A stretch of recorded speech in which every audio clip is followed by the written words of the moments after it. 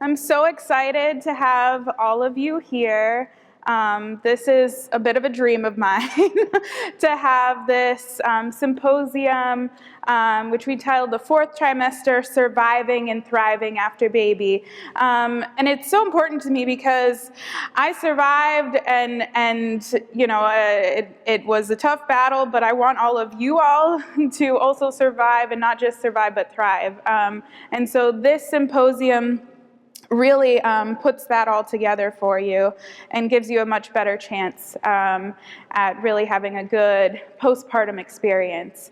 So just a bit of housekeeping notes. There's bathrooms just out these doors, and so, you know, if you need to use the restroom, they're right back there.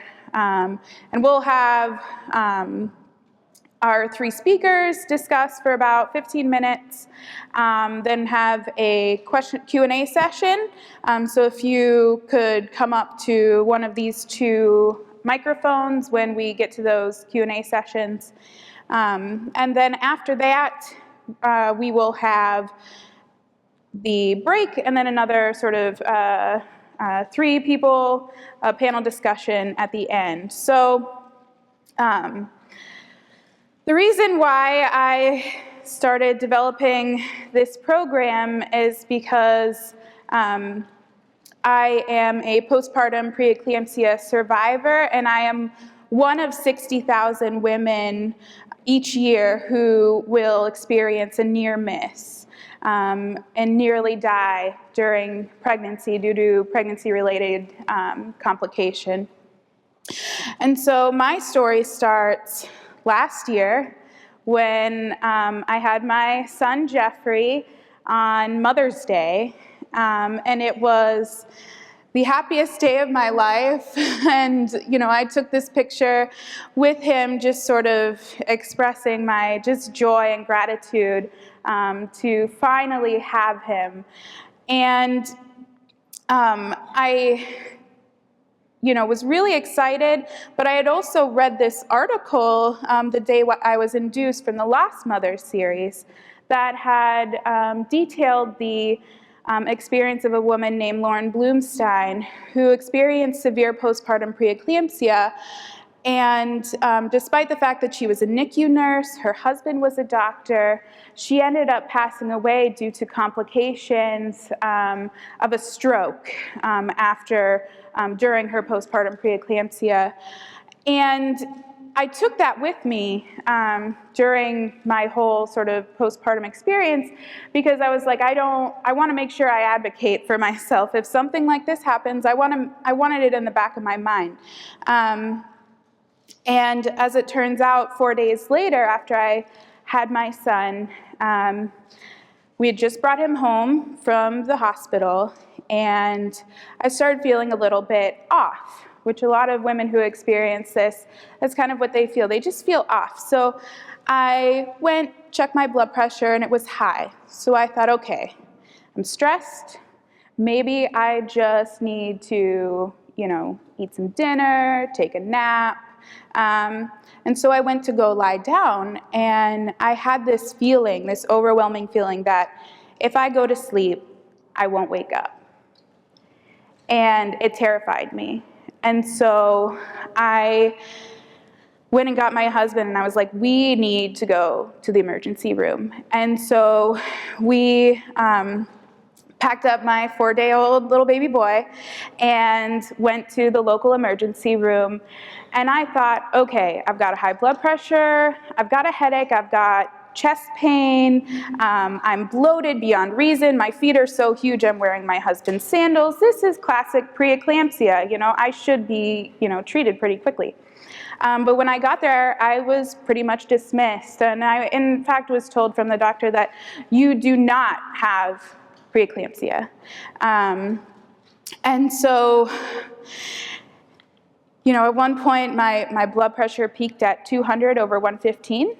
And I ended up asking my husband to take a picture of me with my son, because I thought, this is it. This is all he's going to have.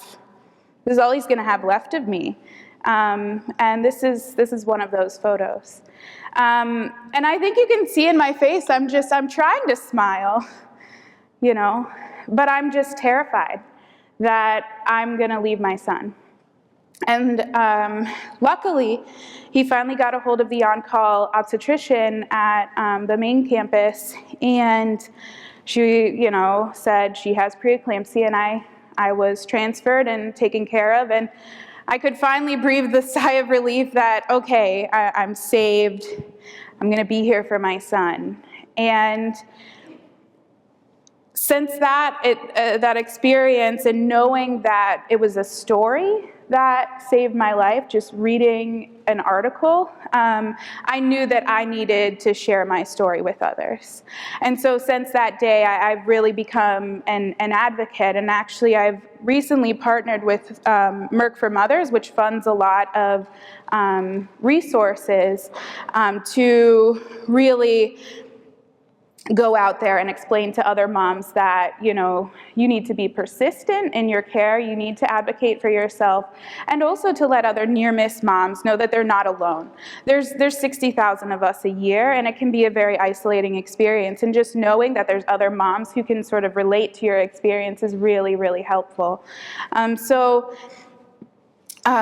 What I did was I went back to my hospital system, and I asked them to work with me to make sure that this never happened to another woman again. And since then, they have retrained ER staff, and now an obstetrician is in on the consult when a woman comes into the ER up to 6 weeks postpartum, which is so important. And then additionally, women who are delivering at university hospitals, they now get this A1 post-birth fact sheet, which is out there on the table, and which I'm gonna show here, where it tells you the signs and symptoms to look out for, which will help you save your life.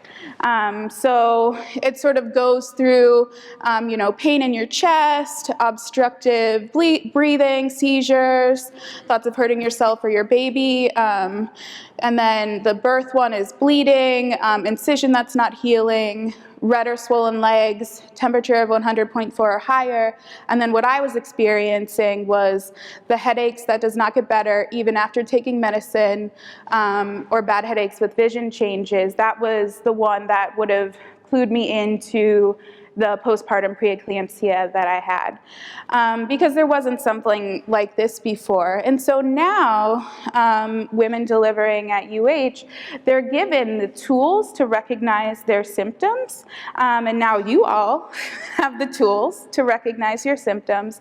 And then when they go to the emergency room, they're met with a staff that is ready and able to deal with their symptoms. And so, you know, again, since then I've really been trying to get to women, and one of the reasons why that I created this symposium was just to sort of help women know what these signs and symptoms are, because that's key, knowing, you know, because we don't get to go to the doctor until, you know, 6 weeks postpartum usually, and so you're really the ones who are going to be the one to recognize your symptoms. And so I really want to drive this home by playing a video, not Sarah Bareilles, that Merck for Mothers did, and it's just perfect, and I think it'll help you understand why this is so important to me. Venetia, you did good. And that grandbaby is perfect. Okay. Yeah. What's going on? What's wrong? Can you get a nasal cannula on her, please, for me? Venetia? Let's get a second IV started. Just keep breathing, okay, honey? Venetia, get the ambu bag. I'm going to start compressions. Breathe, calm down, okay? Almost there. How you doing, baby? Coming. This baby is coming. And I want like twins or triplets. So you want a bunch of kids one time? No, not a bunch, but no. Hey, nurse.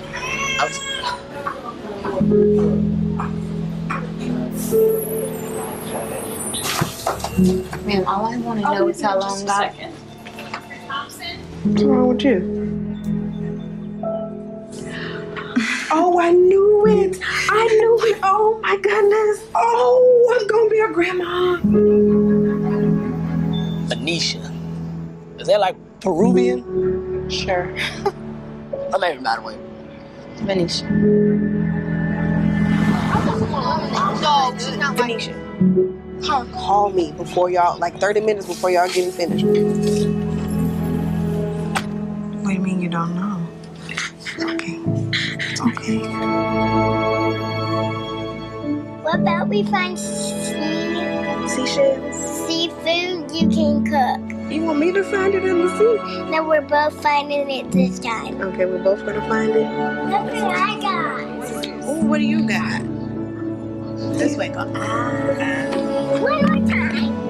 Anisha.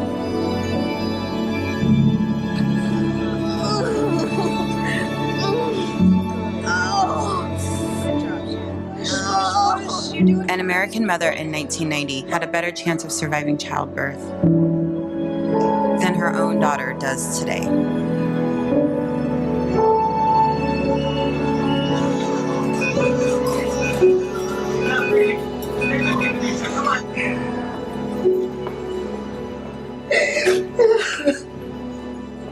Help us make maternal mortality a thing of the past.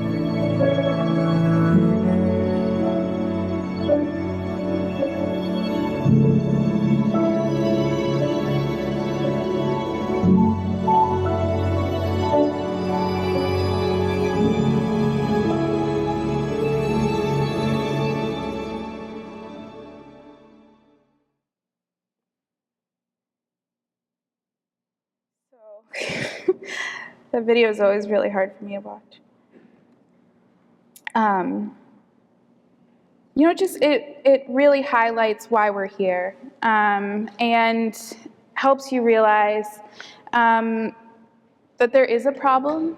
Many people don't realize there's a problem, but also that, with my story, that there are solutions. And it's really just education and sort of simple practices that can really help save moms' lives. And we just have to do them. So I'm so excited to have you all here. And we have a really great program for you. We're going to be hearing from Maria Shaker and Dana Langford in the first half, and they're really going to sort of drive home sort of how to get you through that period, and then the last half show you how to really just thrive. So thank you so much for being here, and I'd like to introduce Maria Shaker.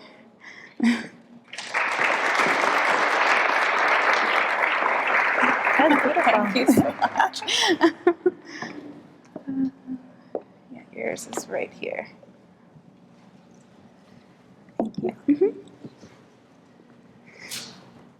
Good morning, everybody. I'm Maria Shaker. I'm an obstetrician gynecologist at University Hospitals just across the street, and I feel so honored and privileged to be here. Thank you for asking me. Do I have this going okay? Sometimes I'm PowerPoint illiterate. So thank you so much for sharing your Thursday morning with us. I'm really just going to be touching on the tip of the iceberg. I want to tell you so much about our experiences at UH, what's going on in the United States, what's going on in Ohio, that sort of thing. But I'm so limited on time, so I'm just going to try and do my best to give you a little bit so that you can go on to get more. So if you've been conscious in the last however many years, last few years, you've probably come across all of the news stories about maternal mortality. What the heck is going on? Women are dying? Why? This is the United States. We're the strongest, we're the biggest, we're the most powerful. We spend so much money on healthcare, right? But we have a major problem. And I think that this kind of all came to light, if I have it correctly, that people were noticing, agencies were noticing kind of an uptick in this statistic. And so they started to try and delve into this a little bit further. And if you know anything about the electronic medical records and all that jazz that's happening in healthcare, you know that we have major problems in documenting what's going on, and two systems don't talk to one another. My colleagues at Metro, I gotta go to great lengths to get information, and same with CCF, that sort of thing, because we all use different EMRs. Death certificates, it's hard to glean information from that, no matter how, how much you pour over it. And I am a member of the American College of Obstetrics and Gynecology, and we went to Washington, D.C. to lobby as part of the Congressional Leadership Conference this year, because I get really into politics. I do a lot of family planning stuff too, so I'm very passionate about that. And they were telling us so much about how inaccurate information is on death certificates. Some boxes are checked that a female has died and they've checked the mailbox. They didn't check anything about her being pregnant recently. So it's really hard to figure out what the heck is happening. Is this really happening? Is this happening in the United States? And that sort of thing. The numbers are pretty dismal though. 26.4 women are dying for every 100,000 live births. The closest next developed nation, I think, is Germany, and they have 9 deaths per 100,000 births. And if you know anything about healthcare spending in the United States, you know that we far exceed any of our other similar countries. So about 2 women are dying every day, so about 700 per year. And no woman should be dying in childbirth. We think about 50% of these deaths are preventable, so we can do a whole lot more to save our mothers. If you've seen anything in the news, you know that women of color are suffering at much higher rates than their white counterparts. And I don't want to steal the show from my fabulous colleague, Dana Langford, who's up next. I found another great photo of you, Dana. She's going to touch on this a little bit more. This is just a kind of a boring slide about the definitions. There's pregnancy-associated death as the bigger umbrella, pregnancy-associated but not pregnancy-related deaths due to a cause unrelated to pregnancy. There's pregnancy-related death. So it could be any cause related to or aggravated by the pregnancy or management, excluding accidental or incidental causes, and then could not determine. And this is within 1 year of pregnancy, regardless of cause. So all of these deaths are being investigated or trying to be investigated. So if you can see the colors, I don't know, it's probably not so great, but gray is 87 and 90, blue is 91 and 97, orange is 98 to 2005, purple is 2006 to 2010, and yellow is 2011 to 2013. You can see that there's kind of a downward trend in what were the, I don't want to say traditional, but more historical causes of maternal deaths, that being bleeding and high blood pressure disorder of pregnancy. So those are on a downward trend. And now it's more the cardiovascular conditions, so pre-existing conditions, heart failure, that's cardiomyopathy right here, stroke, as well as other conditions. And I think that they put opioid misuse in that one. A few of my fabulous colleagues at university hospitals are on the pregnancy-associated maternal or mortality review committee for the state of Ohio, and they categorize the 3 major causes of deaths that are happening in the United States, or in Ohio, excuse me, and that's opioid misuse, chronic diseases like high blood pressure, and obesity-associated medical conditions, and then the catastrophic events, like a blood clot in your lungs, car accident. There's a very rare condition that's called an amniotic fluid embolus, which happens very, very, very rarely. So things like that. So women are dying. What the heck can we do about it? And many task forces are cropping up everywhere to try and tackle this issue, and they're trying to collaborate and to work to make childbirth safer. McDonald Women's Hospital has its own maternal mortality task force, linked up with the infant mortality too, because that's a major problem, especially in Northeast Ohio. Dana heads that up, and she may touch on that a little bit in her presentation. But ACOG, as I mentioned before, they're recommending, and this is brand new this year, a paradigm shift in how we're managing postpartum care, the 4th trimester. It used to be, we said, you had a baby, you had a great delivery, congratulations, you're going home with a beautiful baby, come back and see us in 6 weeks, we'll see you later. And now we're changing that, and we've already started to change that. We're sending women home who have been diagnosed or who were already diagnosed with a medical condition such as high blood pressure and pregnancy, and we're saying come back and see us in a week. And we're also sending them home with blood pressure cuffs so that they can monitor and we give them parameters too, monitor their blood pressure at home, and then we can make sure they're coming back to us at 1 week so that nothing crazy is happening at home. So we're already trying to make these changes that are happening, but it's really hard. We need a lot of policy change because there's so many things that are wrong with prenatal care and how it's reimbursed by insurance companies. It's just so complex. I don't understand all the nuances of it, but it's not like anything else in medicine. So there's going to be a lot of work to get these things changed, but I think that if we have a lot of voices talking to our politicians to hear us speak and say what we need as current mothers, future mothers, grandmothers, that sort of thing, sisters, and partners, so we need to use our voices. New England Journal of Medicine just published an article too about what needs to be done. So there are a lot of ideas out there. Some of these are easily fixable with guidelines that can be implemented, but Dana's going to tell us that there's inherent stuff that we need to fix as a society that's going to take a whole lot of energy and positive thoughts and love. So our politicians are actually doing something. So Representative Jamie Herrera Butler and Senator Heidi Heitkamp, they proposed these 2 bills, one's in the House and one's on the Senate side, and this is to try and get federal funding to the individual states so that they can make their maternal mortality review committees, if they have one, more robust, or develop one if they don't have one in place. So that this information can be shared on the national level, we can learn from other people's issues and that sort of thing. So these maternal mortality review committees, what do? They look at all the information that they can gather about severe morbidity that happens to a woman. Let's say she suffers from a significant hemorrhage during the hospital, she needs a blood transfusion, or let's say she has a stroke and suffers severe consequences from that. So not always death, but when women suffer from other severe conditions too.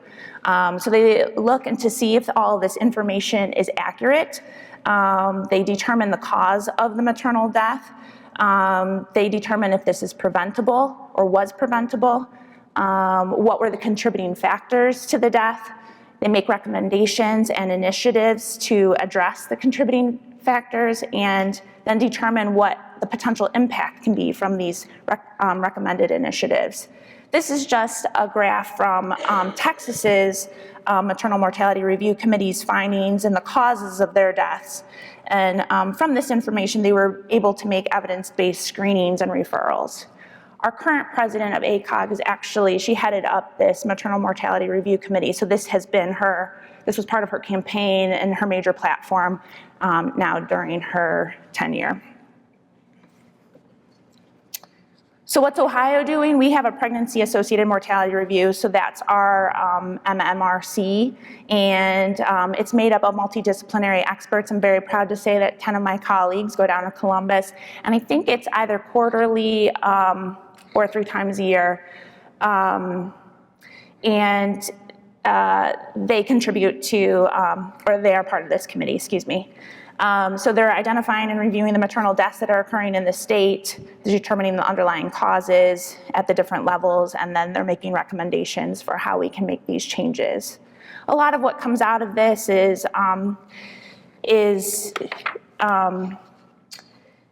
like simulation. We need more simulation. These events don't happen every day, but we need to keep our skills sharp. So how can we do this? We have Noelle. She is our pregnant model at university hospitals, and she does a lot. She has vital signs, she can bleed, she can talk to us.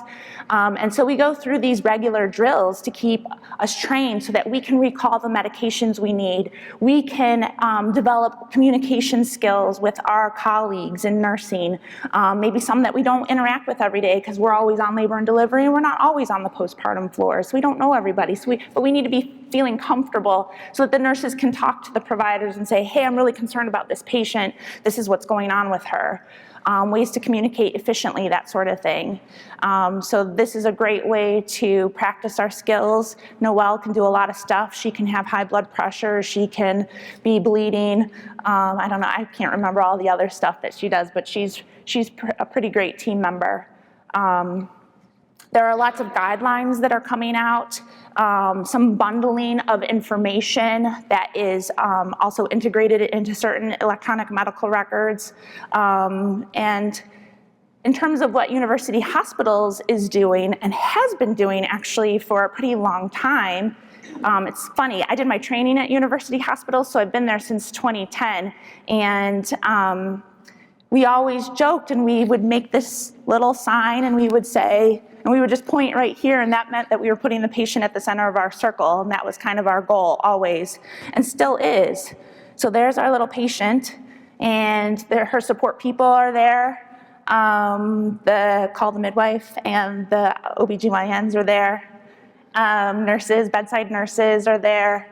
Our surgical team, the anesthesiologists, the nurse anesthetists, the scrub technicians are part of the circle, and even administrators are really committed to taking care of the patient and putting her at the center of our circle. It's kind of been our thing, and I love it.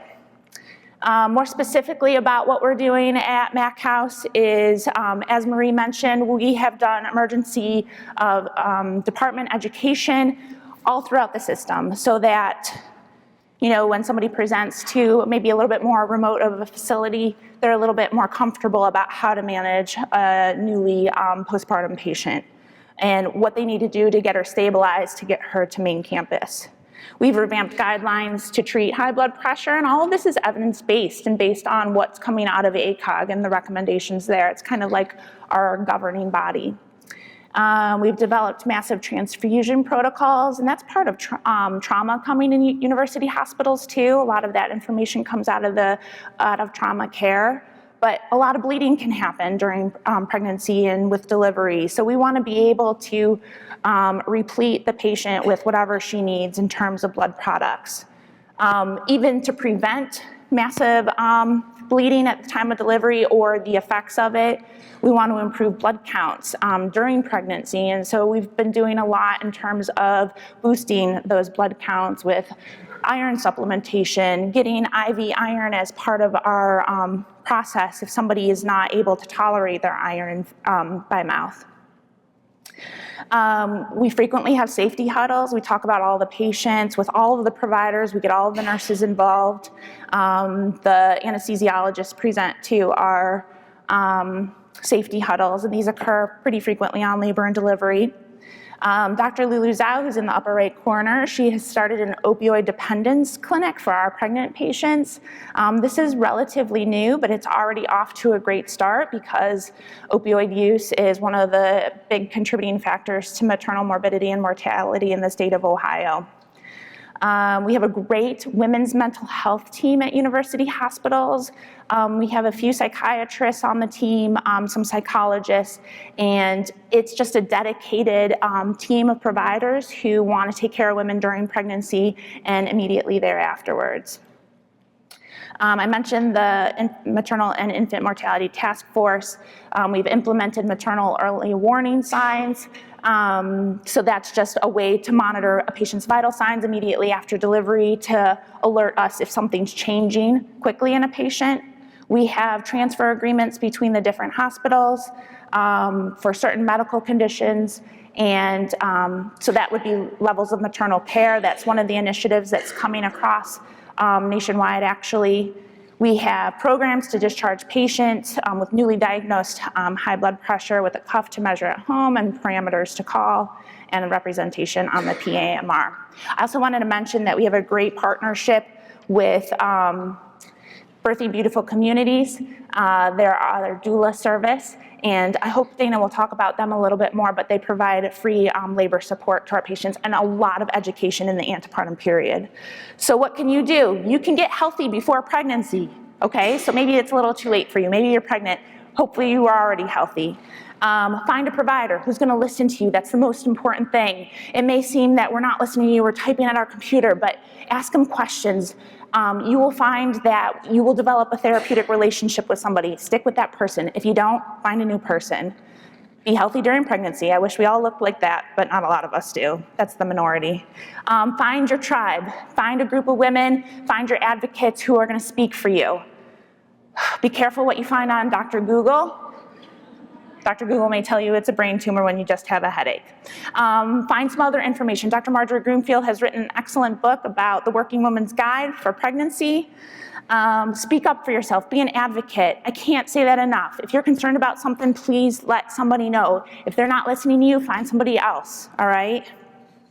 And again, find your advocate who's gonna speak up for you. And just in closing, this is what can you do after delivery. So bring your questions to your postpartum visit. Come to your postpartum visit. About 40% of women are coming to their postpartum visit. So we're missing a whole bunch of women there. If you're concerned, you're at home, call us. We are happy to answer your questions. Make an appointment. We'll see you multiple times, however many times you need. After I do a delivery, I say to my patient, listen, you're gonna be with us in the hospital for however many days. If you go home and you have questions, please call us. We are always happy to see you. I love talking about reproductive life planning, so that's why I put the IUD and the next one on here. They are totally life-saving medications. They are misclassified by so many politicians, but they are so important in helping us achieve our healthy lives after delivery, helping our infants be healthy and our future babies be healthy too. Ask for help. Reach out to your politicians to implement policy change, especially when it comes to paternity leave, maternity leave, those sorts of things, and try and live your healthiest life. So that's all I have for you. I wish I could tell you so much more, but I'm happy to answer any questions later.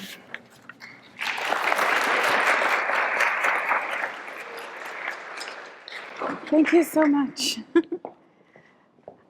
Awesome. Thank you so much, Maria. Next, we have the amazing Dana Langford. I am so excited to have her talk with you about racial disparities in motherhood mortality with her talk titled, Why America's Black Mothers and Babies Are in a Life or Death Crisis. So Dana Langford.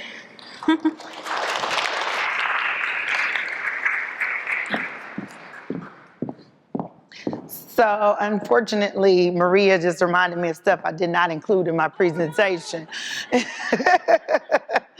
But I'm Dana Langford. I'm one of the nurse midwives at University Hospitals.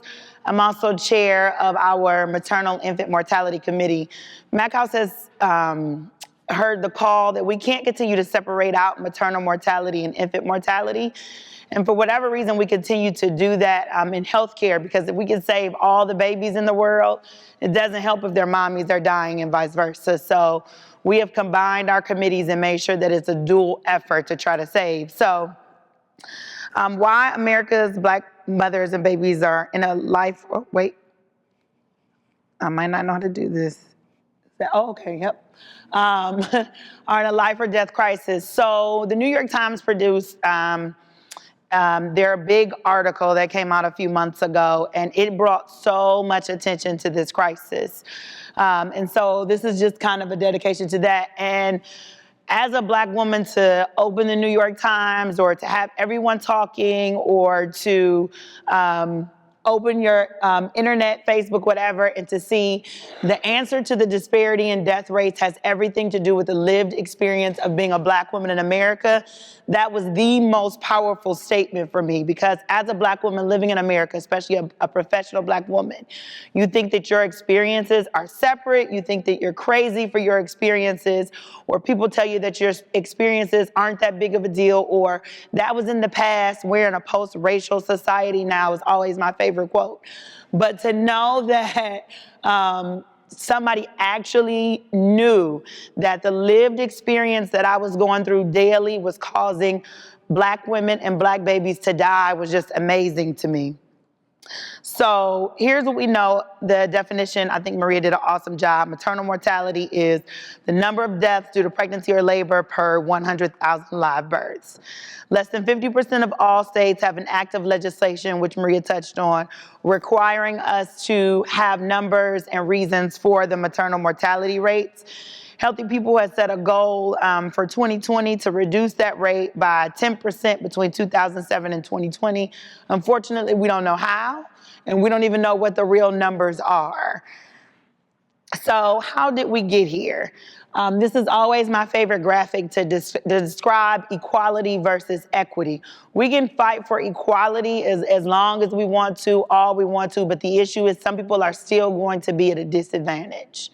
Equity basically means that we know that there are some people that are always going to be in a disadvantage, and we give them a little more edge or a little more push so that they can have the same outcomes as everyone else. So health disparities are a particular type of health difference, and it's usually linked with your social status, economic status, and/or environmental disadvantages. And adverse groups of people who have systematic experience usually have the greater obstacles to health, or they experience these health disparities at a greater rate. So this all relates back to racism. This is just a definition here. System of interlocking factors that are perpetuated intentionally and unconsciously by individuals and institutions that maintain power and privilege of white people to the detriment of people of color. So basically all that means is there is one group that wishes to maintain power and privilege at the detriment of another group. It's the root cause of social, economic, and environmental disadvantages, and usually they are always the result of race-based health disparities. So American history in relation to these health disparities, there's a concept of, there's a superior white race to justify genocide and displacement of indigenous people, including the capture and enslavement of African people.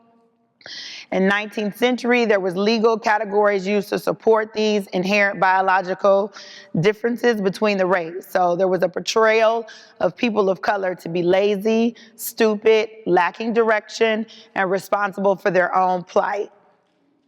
Then we had the displacement of individuals, the Jim Crow laws, the legalized housing and job discrimination policies. All of these were instituted against African Americans over time. All-time favorite graphic done by the awesome Dr. Arthur James from Ohio State University. But basically this shows that for 87% of the United States history, African Americans or Black people have experienced they've either been under slavery, Jim Crow, or some type of displacement, which is why it's my favorite quote when people say that was in the past, we were in a post-racial living right now. Because for 87% of American history, Black people have been disenfranchised and displaced. So for 62% of that time, we have lived in slavery. For 25% of that time, we have been under Jim Crow. For 13% of our American history have we been quote unquote considered equal. And I think all of us know that that's probably quite not true. But for 100% of this time, Black people have lived and struggled in unfairness, including in healthcare. So today we have structural and institutional and individual racial biases that continue to persist. This limits the health, the welfare, and the opportunities of people of color. This structural racism, societies fostering racial discrimination through mutually reinforcing systems of housing, education, employment, earnings, benefits, credit, media, healthcare, and criminal justice. So all of these things are now affected by this 87% of history, this 87% of laws that have been created. I recently took a Racial Equity Institute training. That's a 2-day training if you ever have the opportunity to take it. But one of my memorable moments, and if anybody knows me now, I'm always talking about generational wealth. The most memorable moment for me was to hear the generational wealth gap. White generational wealth is at $111,000. Black generational wealth, including your Oprahs, including your Michael Jordans, including your LeBron James, is at $7,000. So if we took out those individuals, your multimillionaires, your billionaires, if we took them out, Black generational wealth would be in the negative. And all of that went back to the policy of Social Security and housing. Because when Social Security was created, they left out 2 major categories that would be eligible for Social Security. And at that time, it was farmers and domestic workers. And guess who that affected the most? That was Black Americans right there. In addition to that, the housing laws and everything, all of that was affected by Blacks. So from then on, we were already set in the negative and that given that little picture. So while we were given the concept of equality, there was still something there. So these slides just talk about, in general, how we are truly affected due to policies and laws. If you look at individuals in jails, Black men, every 1 in 3, white men or all men, white men, 1 in 17. Black women, 1 in 18, white women, 1 in 111. If you look at the median wealth gap for white America, it's 79,600. For Black America, it's 11,100. I need you all to take a look at less than high school education white Americans still average more than Black Americans with $18,800. This adverse childhood experiences, or the ACEs score, I'm not sure if you all know, but basically what happens is there's a 10-question questionnaire that you fill out. The 10-question questionnaire, it varies. There's regular ACEs, and then there's an urban ACEs that they found worked better in neighborhoods of color. But so my favorite is the urban ACEs because I think it really shows what under 18 or 0 to 17-year-olds experience. But one of those questions is always experience or witness neighborhood violence. If you would see that for nationally, it's 8.6%. For the city of Cleveland alone, that's 23.5%. Of 0 to 17-year-olds that have experienced or seen or witnessed neighborhood violence. And I believe the question even breaks it down to seeing someone murdered or seeing someone physically beat up. And so that right there for me was mind-blowing to know that 23% of the people that I see, of the young kids that I see, have actually witnessed someone probably be murdered. Another big one everything is basically doubled. So for a parent serving time in jail nationally, 6.9%. In the city of Cleveland alone, that number is 16.7%. So there are stereotypes, implicit biases, and mistrust that automatically come and interfere in the quality of care. When an African American walks into a hospital, or when they walk into a doctor's office or a midwife's office or your provider's office, all of these things are automatically coming with them. So past and present experiences with racial discrimination are automatically going to shape the interaction that you have with your medical provider. Let's not also forget that when you walk into an office, 97% of the time, you're probably going to be sitting in front of a white provider. And that reason being is because while Black people make up 13% of the U.S. population, only 4% of U.S. physicians are Black, and only 3 to 4% of those are midwives. So our Black women that are walking in to be seen, this is immediately what they're walking into. So they're walking in with all of this from their history, all of this from their daily living, and now they're walking into a room where 97% or 96% of the time they will walk in to see a white provider. So the lack of diversity in healthcare limits that impact of providers of color. Black physicians have been shown to increase access to healthcare for Black patients. They earn higher levels of patient trust and satisfaction and spend more time with their Black patients. So racism acts as a stressor, which compromises Black women's overall health and well-being. This stress, also known as toxic stress, leads to psychological changes, making the body more susceptible to disease. The best way that I've ever heard toxic stress described is to feel like constantly Mack trucks are coming at you and you're constantly dodging Mack trucks. The way I described it to my patients the other day is feeling like no matter what, I just can't catch my breath. So every single day you're waking up trying to figure out, how are you gonna eat? What's gonna happen when I walk into work today? Who's gonna make a certain comment today about my hair, for instance? Or who's gonna make a comment today about something that I'm wearing? Like every single day, you are constantly worried about something, and you are constantly dodging Mack trucks that are coming at you. And with no resources to cope with this toxic stress, we tend to have psychological responses that weather the Black body, leading to poor maternal health outcomes. And this is also seen in negative birth outcomes and infant mortality. Is it my time already? Oh my goodness, okay. So, is discrimination bad for your health? There was a study done by Arline Geronimus, who was a student at Princeton University, and she coined the term weathering. So basically she was working part-time at a job in Trenton, New Jersey, and she was working with pregnant teenagers. But she noticed in Trenton, New Jersey, which is a predominantly Black suburb of New Jersey, that these teenagers were suffering from chronic health conditions that her white classmates had never experienced before. So she did this research and showed that stressors impacting people of color are chronic and repetitive, and it happens throughout their entire life. And they usually heighten as a young adult and through middle adult ages. And that's where she got the term weathering from. And then we have intersectionality. So I'm just gonna sum this up. Intersectionality basically looks at the intersection between two disadvantaged groups. So you have race, class, gender, identity, sexual orientation, and religion. So that's where Black women intersect, things like that. And then these experiences of intersecting forms of discrimination are based on gender, race, and socioeconomic class.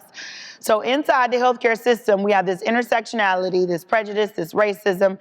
So it always leads to barriers to timely and affordable healthcare, lower quality maternal healthcare services, disrespectful treatment, and untimely negative medical outcomes. 3/4 of Black women in the United States deliver their babies in only 1/4 of the U.S. hospitals. However, these 1/4 of the U.S. hospitals have the highest and most severe rates of maternal morbidity.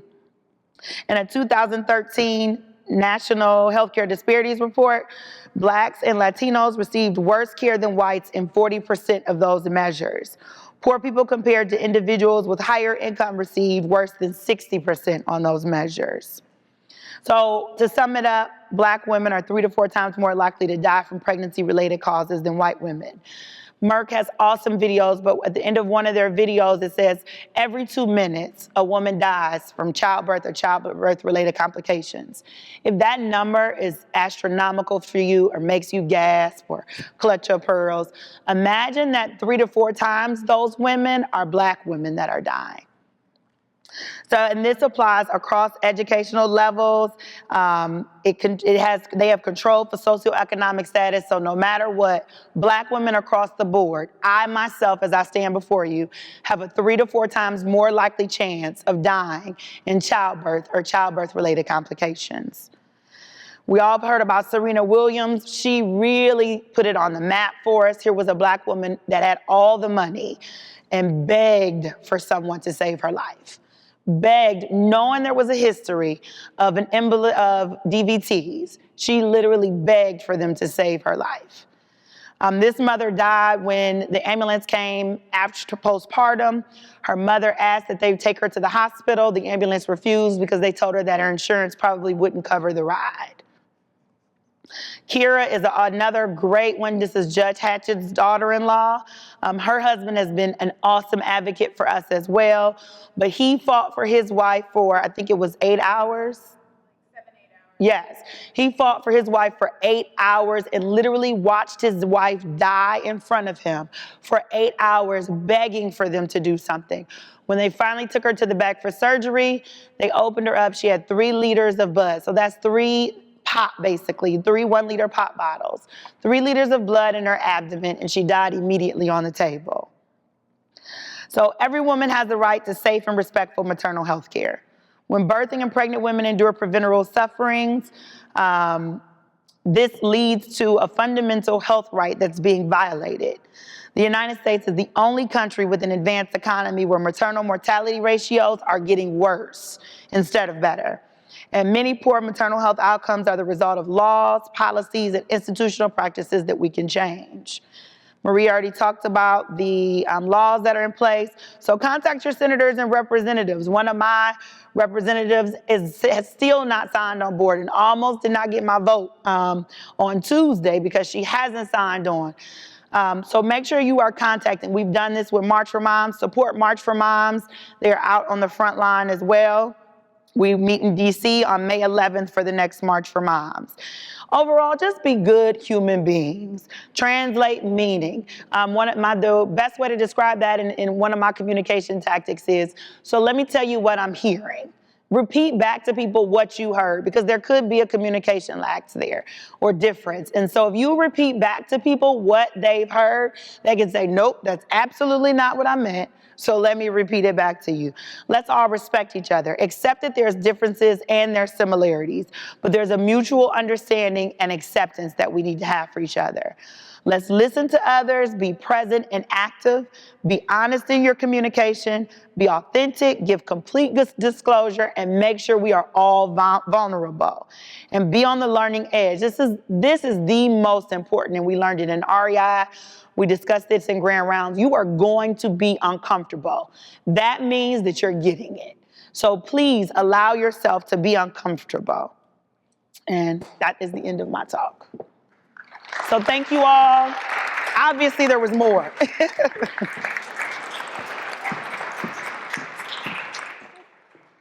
And Dana, you can stay here because we're going to have about 10 minutes for questions. So Maria, if you want to come back up too. Come sit next to me. Yes. Thank you guys so much. That was amazing.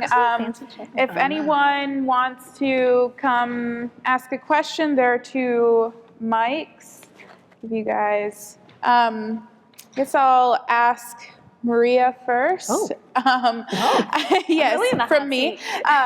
Yes, so I'm always struck by the sort of decrease in the hemorrhage and preeclampsia, but an increase in like cardiovascular events and those sorts of things. So I was curious what your take is on that. What do you think is causing that?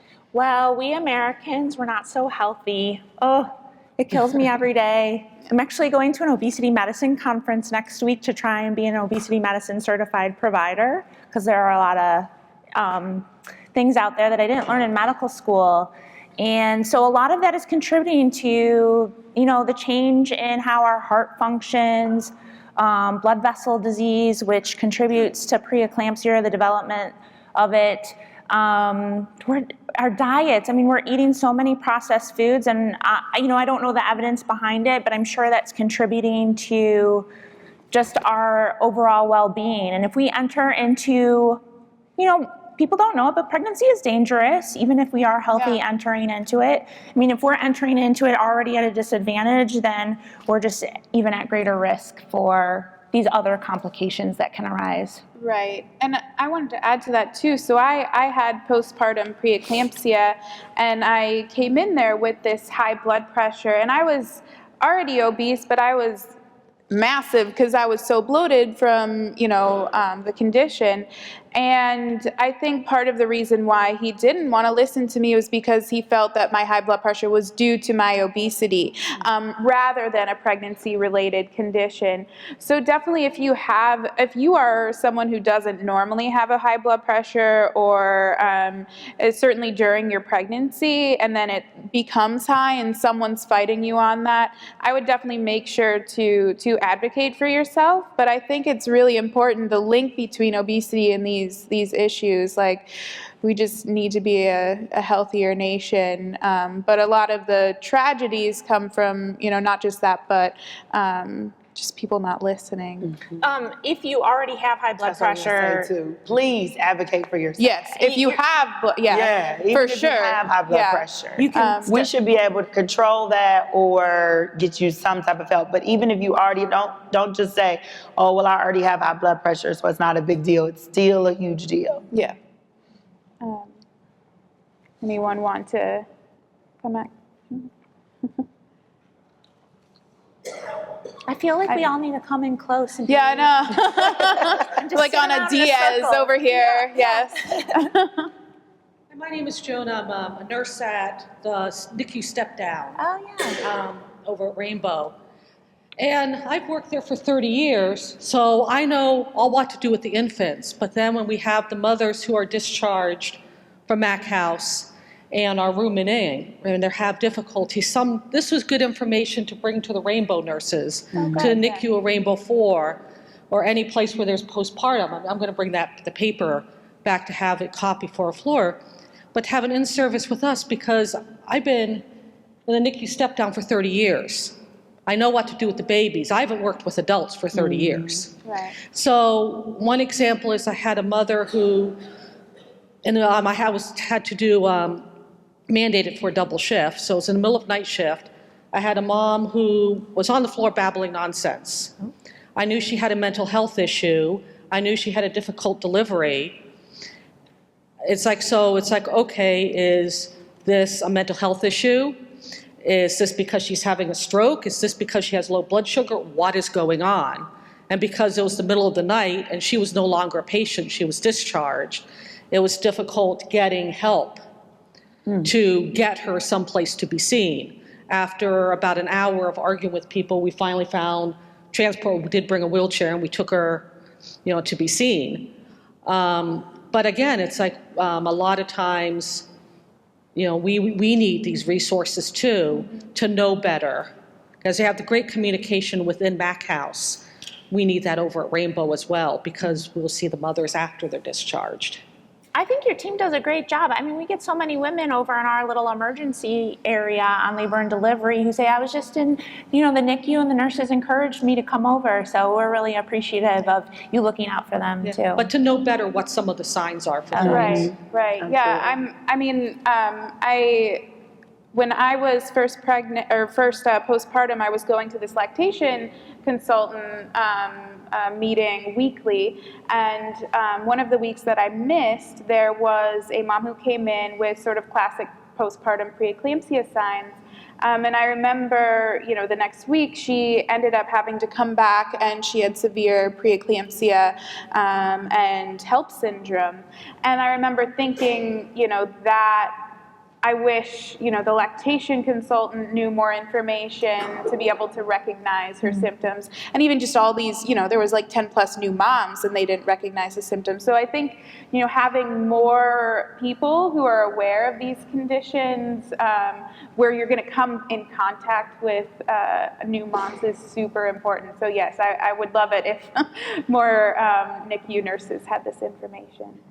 Yeah, thank you. Any other questions? Yeah. Hi. Hi. So this is very timely for me, so thank you all for doing this. I love it. So I was wondering if you had any specific advice for self-advocating. So I've heard all of you kind of touch on this, how important it is to be a self-advocate and to recruit people to advocate for you. But I was wondering, especially in terms of like language to use, or in interacting with the provider, what are some specific strategies that help you be heard so that we don't become one of the women that Dana unfortunately told us about? I think the big one that I always do with, and I'm sorry, because I'm a loud person anyways, and then I hear myself in the mic now, like, I think. It's beautiful. What I've been telling my patients recently is that, because unfortunately, like I said, and I tend to see more African-American patients, and like I said, you know, they already come in defensively, which is to be understandable, but I think the biggest thing that I've always told people, and I would tell anyone this, is just be respectful in your communication as well. And just to say, I don't understand. We are required, I feel, to make you understand it. It's one of the reasons that I went into midwifery. I said that every time I went to a doctor's appointment, I never saw anyone that looked like me beyond the front desk. So when I got to the back, while I love my PCP and I think she's super awesome and the best thing ever, I do realize that there were certain things that I couldn't share with her, and there were certain times that she didn't understand what I was saying, and I didn't know how to explain it to her. But I'm in a place now where, you know, I always tell patients, if you don't understand, then say, I don't understand. And then, like for Marie's case or anybody that has read up on it, you could say, well, here's what I've read. Here's what I am concerned about. And then I should be able to explain to you why I'm making the decision and put you at ease with your concerns. But I think communication is the key. And then unfortunately, when you're in labor, you're not gonna feel like advocating for yourself, which is another completely understandable. Make sure there are people present in the room with you that are able to advocate. Birthing Beautiful Communities, who Maria talked about that I should have brought up in my presentation. But Birthing Beautiful Communities are a group of doulas that come with their patients into labor and delivery. So any doulas, and what research has shown, is that doulas do lower that maternal mortality and morbidity. So to have someone there for you to advocate for you in that instance, husband, boyfriend, mother, grandmother, but just have that conversation with them too. It's all about communication and being respectful in that communication. And to add to that, I'd say to just be persistent. You know your body best, and you know, as I said in the beginning, I just felt off, and that's not really a medical thing, but I knew something was wrong, and then, you know, when I went to lay down, I just kept thinking, if I go to sleep, I'm not going to wake up. That is not something you can quantify, but you know that something's wrong, and just trying to get that across to your provider, and then also, you know, find, if, you know, your partner, whoever can't be present, find an advocate. So when I was being transported, my husband was taking my son to his first doctor appointment. And so he could not be with me when I was being transferred to the new hospital. And the man who transported me looked at my papers and was like, oh, she has preeclampsia. And I was like, I wish you had been my doctor, for one. And then I looked at him and I told him, I was like, you need to be my advocate. My husband's not here and I'm out of it. I need someone to stand up for me when I get there. And he did have to do that because they actually wanted to put me back in triage. And they were like, she's already on a magnesium drip with an IV, let's not do that. So, you know, you can find someone, it's just, you know, finding that person, even if you feel a little out of it, just tag someone in. And I feel like a lot of people are okay to be in that role. So that's my advice. But thank you all for this amazing discussion. We'll continue it in the panel while all of you are starting to eat lunch. And for now, we have about like a 10-minute break. So go get some more coffee and we'll continue the discussion. Thank you.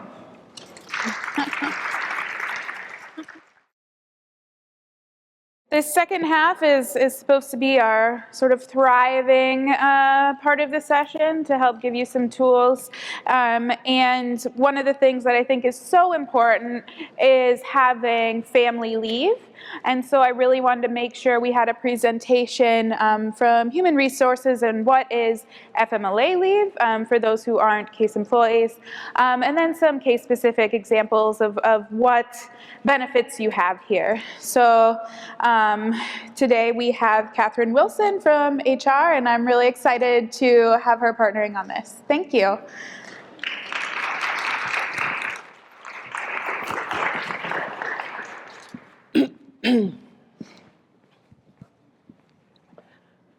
Good morning, everyone.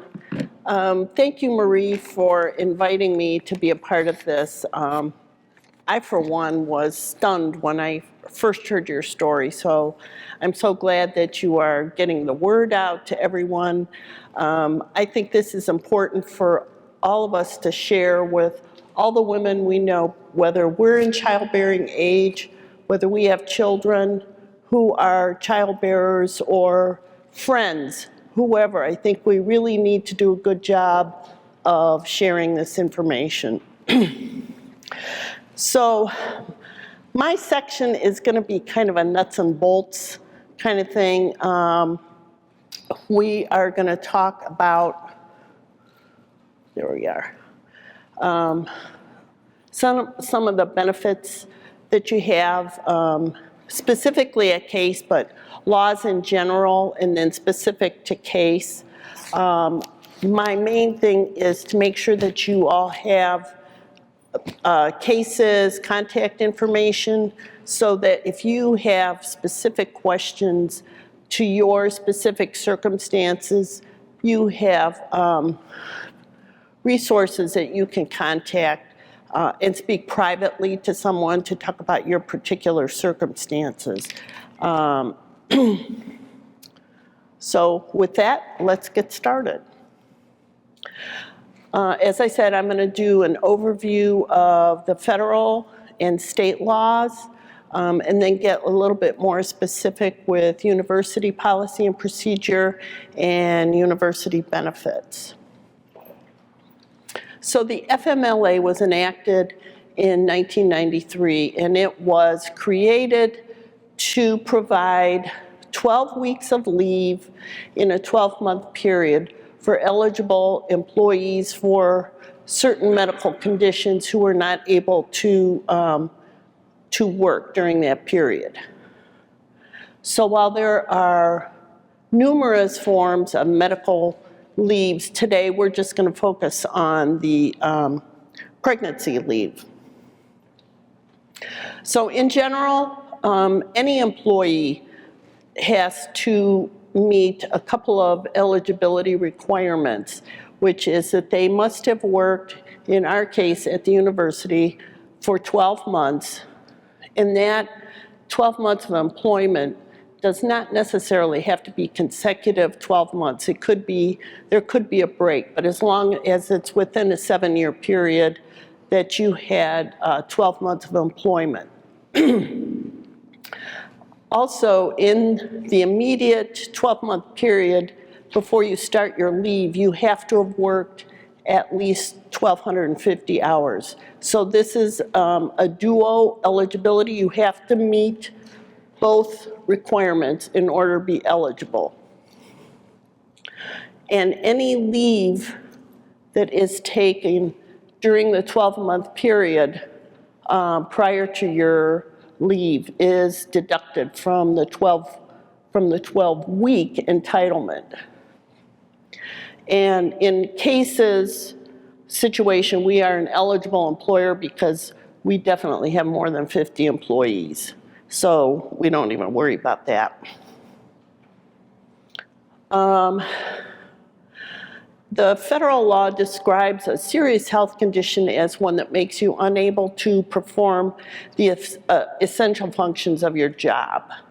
Now, pregnancy normally is not in itself considered a serious health condition, but there are complications that could occur that would be considered serious health conditions.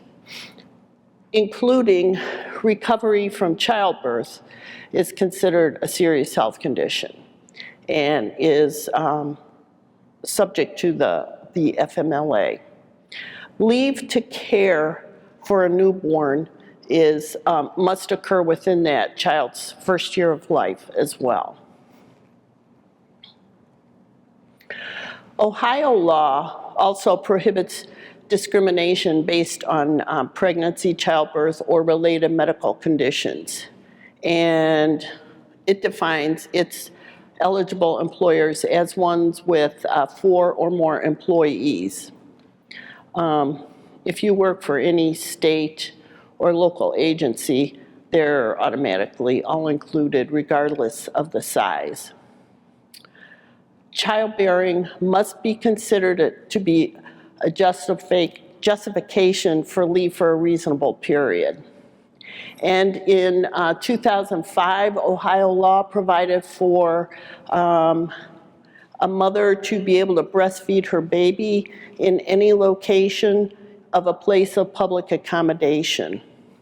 So, and we'll talk a little bit more about this in an upcoming slide, but CASE does have lactation centers set up across campus, and there's information on the wellness website as to the location of these lactation centers.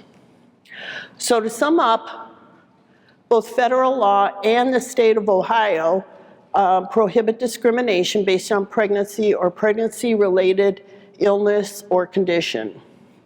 Both federal law and the state provide for reasonable leave for childbirth. And both also provide that when you are recovered from childbirth, you must be able to return to work in the same or similar job.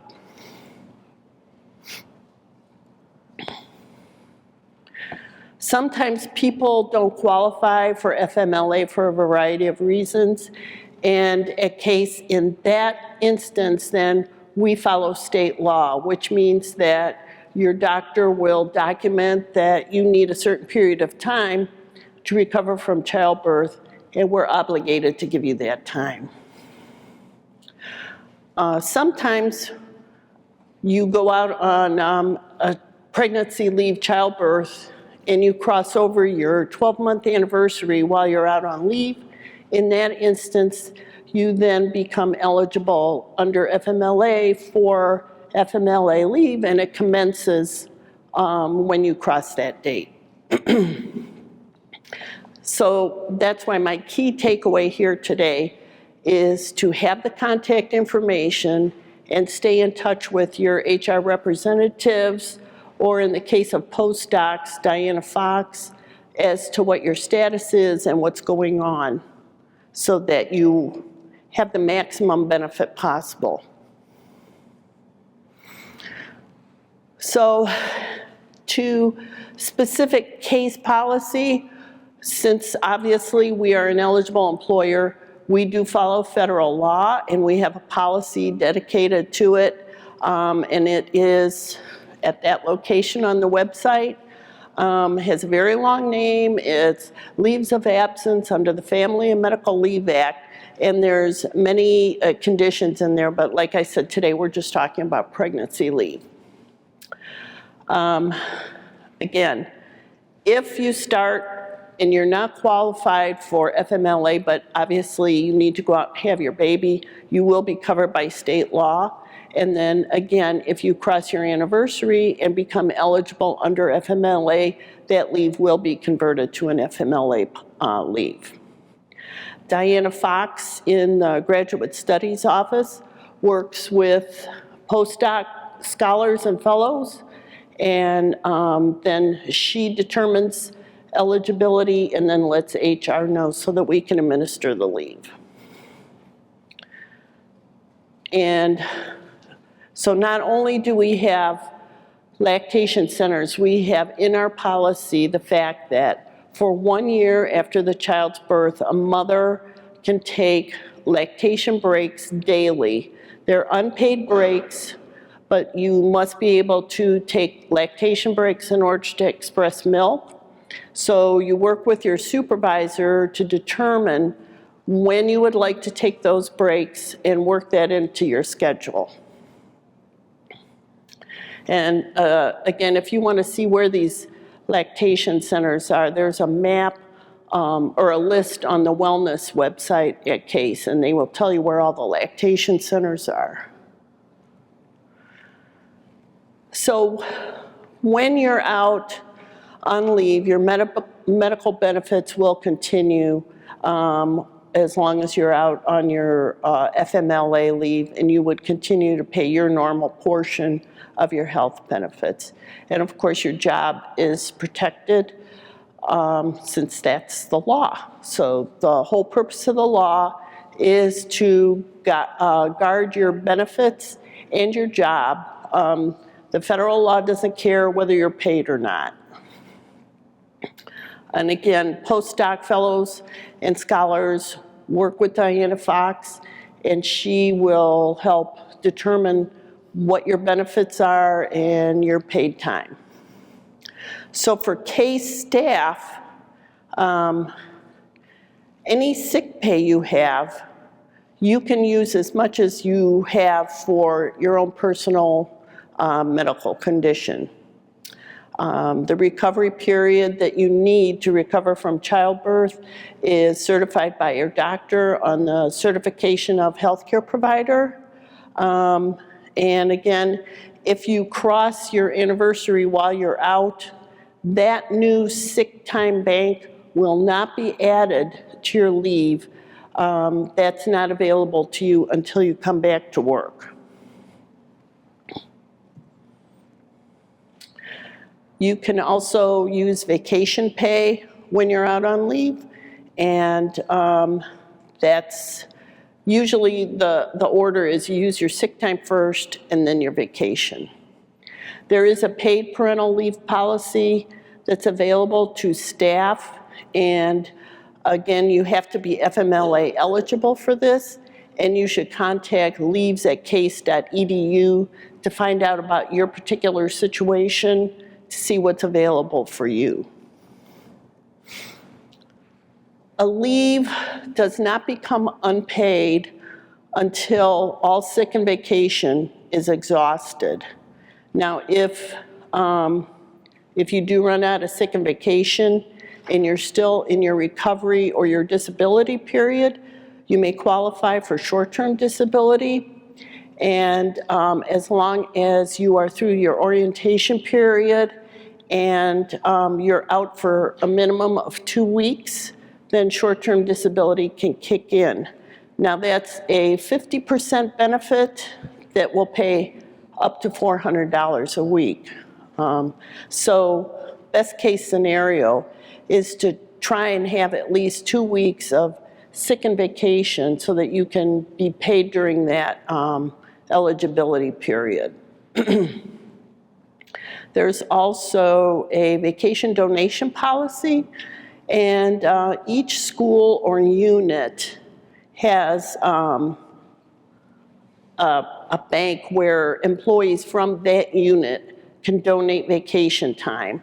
And if you want to apply for extra time, you can apply for a maximum of 10 days from that departmental bank.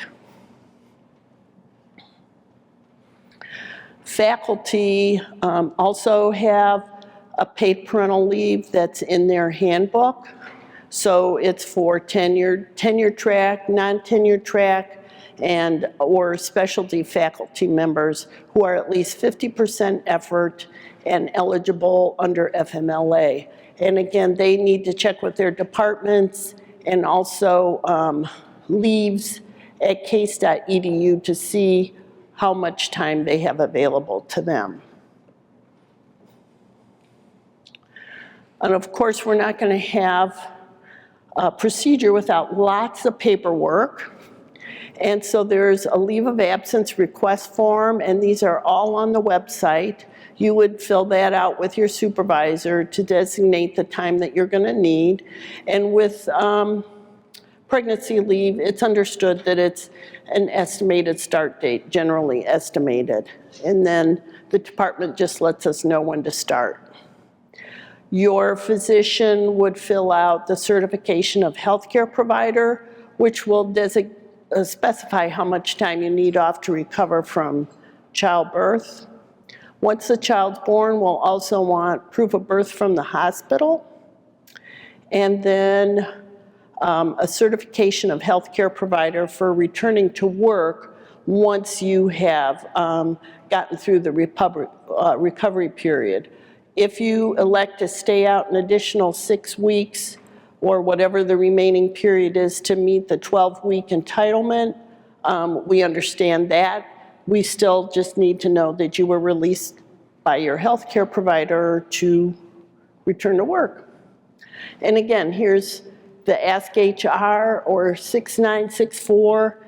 If you have specific questions for your own circumstances that you can discuss with someone privately. Okay.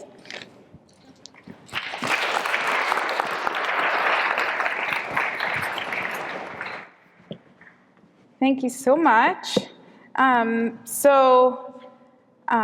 next set of speakers are Mike Freeman and Vidya. And they're gonna talk about work-life balance and whatever that means anyway. Sorry, I'm trying to find my slide deck to put behind them.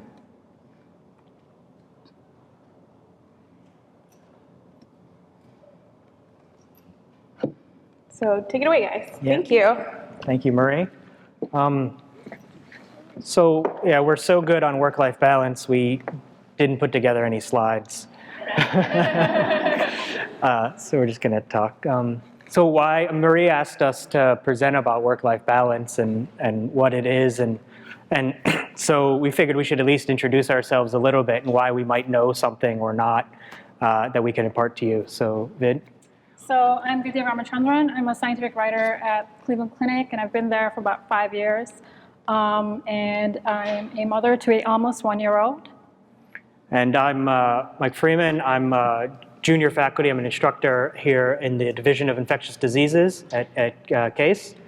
And we met in grad school at the University of Pittsburgh about 14 years ago or so. We started dating about 13 years ago. And then we got married about 6 years ago. And as Vid said, we have a almost 1-year-old now. And over that time, we've been together in graduate school. We've lived apart. I did a postdoc in upstate New York for 3.5 years. And then Vid moved here to Cleveland, and then I came to Cleveland. And so things like work-life balance, which we'll try to define for you, have changed quite a bit, in all these different steps of our lives. Right. So what is work-life balance anyway? So, in short, it's just defining priorities between your job duties, your career ambition, as well as your career growth, versus your personal time that you use to spend with family, your friends, hobbies, or whatever you might have. It's important to note that it's a very personal thing. Even within, a relationship, each person can have different work-life balance priorities. It's not static. It can change from a day-to-day basis to a weekly basis. It really, you have to kind of be flexible about how to manage your time. And Mike will talk a little bit about why it's important. Yeah, so it's really important to have a good work-life balance, and this is a very difficult thing for a lot of people. And I think in a lot of cases, you want to work, right? I mean, I don't know, maybe a show of hands, how many people here are grad students and postdocs? Is that right? So when you're in these kind of early phase of your career, you really want to, if you're a grad student, you really want to get that degree and get a real job. When you're a postdoc, you really want to do well and succeed and get a real job. And when you have a real job, whatever that is, you're always looking to try to get, that promotion or, career advancement. But if you focus too much on work, I think there's some real potential issues. It can affect your mental and your physical health. And as well as you can have problems with setting clear boundaries between work and home. This can lead to kind of a blurry, I'm sure all of us have email access all the time, and you feel like you're always on. And so when your boss sends you an email at 11:30 at night, and you feel that desire to respond right away to, I don't know why you feel that, your boss has gone to sleep, I'm sure. But you feel that kind of necessity. And this can lead to impairment. You lose time with friends and family and things like that. As well as just that stress. We've heard a little bit about stress quite a bit. That can really affect you. And on the other side, if you tip the balance the other way, so if you're imbalanced more towards life, and you don't think about this too much because most people are kind of on all the time with work, you can suffer poor performance at work, you can miss out on advancement opportunities, and potentially even lose your job. And I would say from a personal experience, if you have a job that you're maybe not 100% invested in, or you're having problems at work, you can very easily kind of slip into an idea where you're more interested in doing the stuff you like doing and not paying attention at work. And this can lead to crises even at work. And so just to go back to, I said that work-life balance is not a static thing. It really changes over time. It also changes depending on what stage of life you're in. So if you're a student or a postdoc, you might have different priorities. And then once you have a more stable job, your work-life balance kind of shifts a little bit. And also it depends on, if you're single or you're in a relationship, it definitely changes once you have a child. I will say that before I had a child, I had, very clear boundaries of the time I was going to spend at work, and then when I was home, I did not want to work. So that was a goal that I had for myself. But since having a child, I've realized that I really have to be flexible. There are times when, let's say your child is sick and you have to pick them up from daycare, but you still have a lot of work to do, so you might have to go home and do some work. So at Cleveland Clinic, employees are, not allowed to check their email outside of the Cleveland Clinic system. So in the past, I had that boundary. I was like, I'm going to leave work. I'm not going to have access to my email outside of work. So I never checked my email. I wasn't expected to work outside of work hours or weekends. But since having a child, I've realized that this is something that I need to be flexible about. So I talked to my manager, and she's very understanding. She has 4 kids of her own. So, she's very understanding. I was like, listen, there are situations that might arise that I might have to work from home, so can I have a laptop and email access from home? And she was like, yeah, that's fine, you can have a laptop. And so now I have the opportunity to be flexible and work from home if I want to. So, if our child is sick and we need to stay at home from daycare, or daycare is closed, I don't have to miss out on a work day. I can still stay home and work. So, we are lucky that we have understanding employers, and we have a really good daycare system as well. So, those are good things that you think about, especially as you move on in your workforce, in your work life. And just as another example of how your kind of priorities change, when I was in grad school, it didn't really bother me so much to work weekends. I worked a lot of weekends. I had a lab project that involved working evenings quite a bit, like 9 o'clock at night, in for 2 hours kind of thing, 4 nights in a row. It was very specific to my project, but it didn't really even bother me so much, because at that stage of my life, and as many of you are in that stage yourselves, you can prioritize that work at that point. But we also made sure to have fun and do those kind of things as well. In my postdoc, when we were living apart, we were in a relationship, but I was basically single. I was living by myself. I worked constantly. That's news to me. Yeah. It helped that I was in a small research institute in the middle of the Adirondack Mountains in New York State. There wasn't a whole lot to do. We had to drive 40 miles to get to a Target or a Walmart. So it didn't bother me to work. There was one night, I can tell you specifically, I went back to work at 10 o'clock at night, and all but one of the postdocs in the lab was at work at that night. People were either coming in, me and another guy were coming in to work for an evening kind of shift. We had time points that we had to get. There were people that were just finishing up experiments that were about to leave, and all but one postdoc from the lab group, and I think there was about 6 of us. And so 5 of us were all at work at 10 o'clock at night on just some random night. It was remarkable. and these were people, you know, Bill and Eric had families with children, and it's just one of those things where sometimes you have to do the crunch, and we've all been there. You feel you just have to do it, and so this is a lot. You'll hear a lot that work-life balance is a myth, right? Like no one has it. It's different for everybody, and it changes. And so when I moved to Cleveland, and we were now living together and getting married, it changed a lot. I try now not to work weekends as much as possible now, or prioritize to do writing on weekends and stay out of the lab. Evenings as well, as much as I can. You know, you can schedule experiments differently.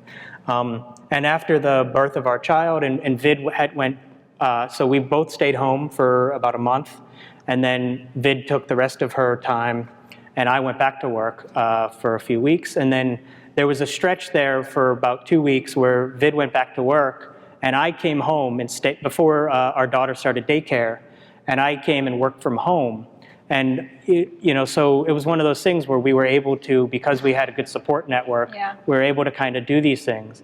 And although I was at home taking care of a child, there was, you know, we have lab meetings at 9:30 in the morning on Wednesdays. I Skyped into a lab meeting with my daughter sitting on my lap, you know, and fed her a bottle while the lab meeting presentation was going on, tried to interact. And I'll tell you what, it's probably one of the most memorable lab meetings for everyone else that was there, because everyone didn't want to pay attention. They wanted to look on the computer and see my daughter. So I think they appreciated it. So some potential tips to maybe calibrate your work-life balance for you. And so I think one thing is not necessarily to work harder when you're at work, but work smarter. And I think one way to do that, and it's difficult for me because I'm just not that kind of person, but you try to make it work, make lists, like schedule your day. These are the things, these are the tasks I have to get done today. These are things that maybe can wait till the next day or the day after. I think one thing that I've heard in the past, and again, this is tough for me to do because I'm just not that kind of person, but if you have a job that requires writing, say grant writing or papers, these kind of things, write every day. Don't wait until a deadline to try to get all that writing done, or like your thesis, for instance. Work on it a little bit every day. Schedule that half hour to an hour and actually just write if you can. So manage your time efficiently is one of those things. Limit time wasters, both activities that are time wasters as well as people that are time wasters. And we've all worked with people that are time wasters. So limit your interactions with them as much as you can. Learn to say no is probably the most important aspect there. Reduce email access if you can, and start small. You know, you don't have to change everything all at once. So make small steps. You know, start making lists at work, checking off your list as you get done. When you get done, leave. I mean, it's okay to leave work, I think. And then on the life side of it, it's important to, you know, stay healthy, form healthy habits. So even before I was pregnant and while I was pregnant and after, I make sure to take a walk every day. I have a walking buddy at work, and we take a half an hour walk around the Cleveland Clinic campus every day. We make sure that it not only is walking is healthy, but it also lets us just leave work a little bit, chat about our lives, that kind of thing. It's nice to have that interaction. And also take your vacation time. Even if you're not going anywhere, you can have a staycation. You're entitled to it. I remember when I was a postdoc, I used to feel very guilty about taking time off. But you are entitled to your time off. Don't feel guilty. Take a vacation. Even if you're staying at home watching Netflix all day, it's fine. You need that time to de-stress and recharge. And bringing it back all together, make sure you advocate for yourself. Work-life balance is becoming increasingly more important. Even when you interview for jobs, it's okay to talk to companies about what their corporate culture is about regarding work-life balance. It's okay to bring these things up because you have to advocate for yourself. You have to look out for yourself in the end and make sure that ultimately you're leading the life that you want to live and you're healthy and fulfilled in your life. Yeah, and I mean, we can't reiterate this enough. Advocate for yourself. Just have discussions with your supervisors, about childcare and things like that. Let them be in the loop as far as your needs. And I guess take advantage also of, you've heard a little bit about, like Case here has the wellness programs. There's the benefits fair going on, I think, right now. There was a table there, I was there yesterday, definitely about wellness stuff. So there are opportunities. A lot of it is free to use. And so you should definitely take advantage of these kind of opportunities. There's also the employee assistance plan that is available to all employees. If you're having any issue with personal life or work life, you are entitled to a few sessions of free counseling. So if you're struggling, definitely take advantage of that. And again, we can't emphasize, you have to advocate for yourself. You have to be brave and talk, make sure you're getting what you need. Yeah, so hopefully this has been helpful. We'll be happy to answer questions after this. Thank you. Thank you. Thank you, guys. Awesome. All right. Thank you so much for talking about work-life balance and the fact that it's difficult to achieve. Our next and final session will be from Avril Alba from the Cleveland Regional Perinatal Network, and she is going to be discussing and addressing maternal mental health from a public health perspective, and I'm so excited to have her here. We talked a little bit last month, and I'm excited to partner with her. So thank you so much, Avril. Thanks, Marie. Hello, everybody. Thank you very much. I'm very excited to be here and to share with you what we've been doing in Cuyahoga County to address maternal mental health. So I have a question for you all, if you could just raise your hand. How many of you have personally or know someone who's experienced stress, anxiety, depression, either during the pregnancy or postpartum? If you could just raise your hand. Wow.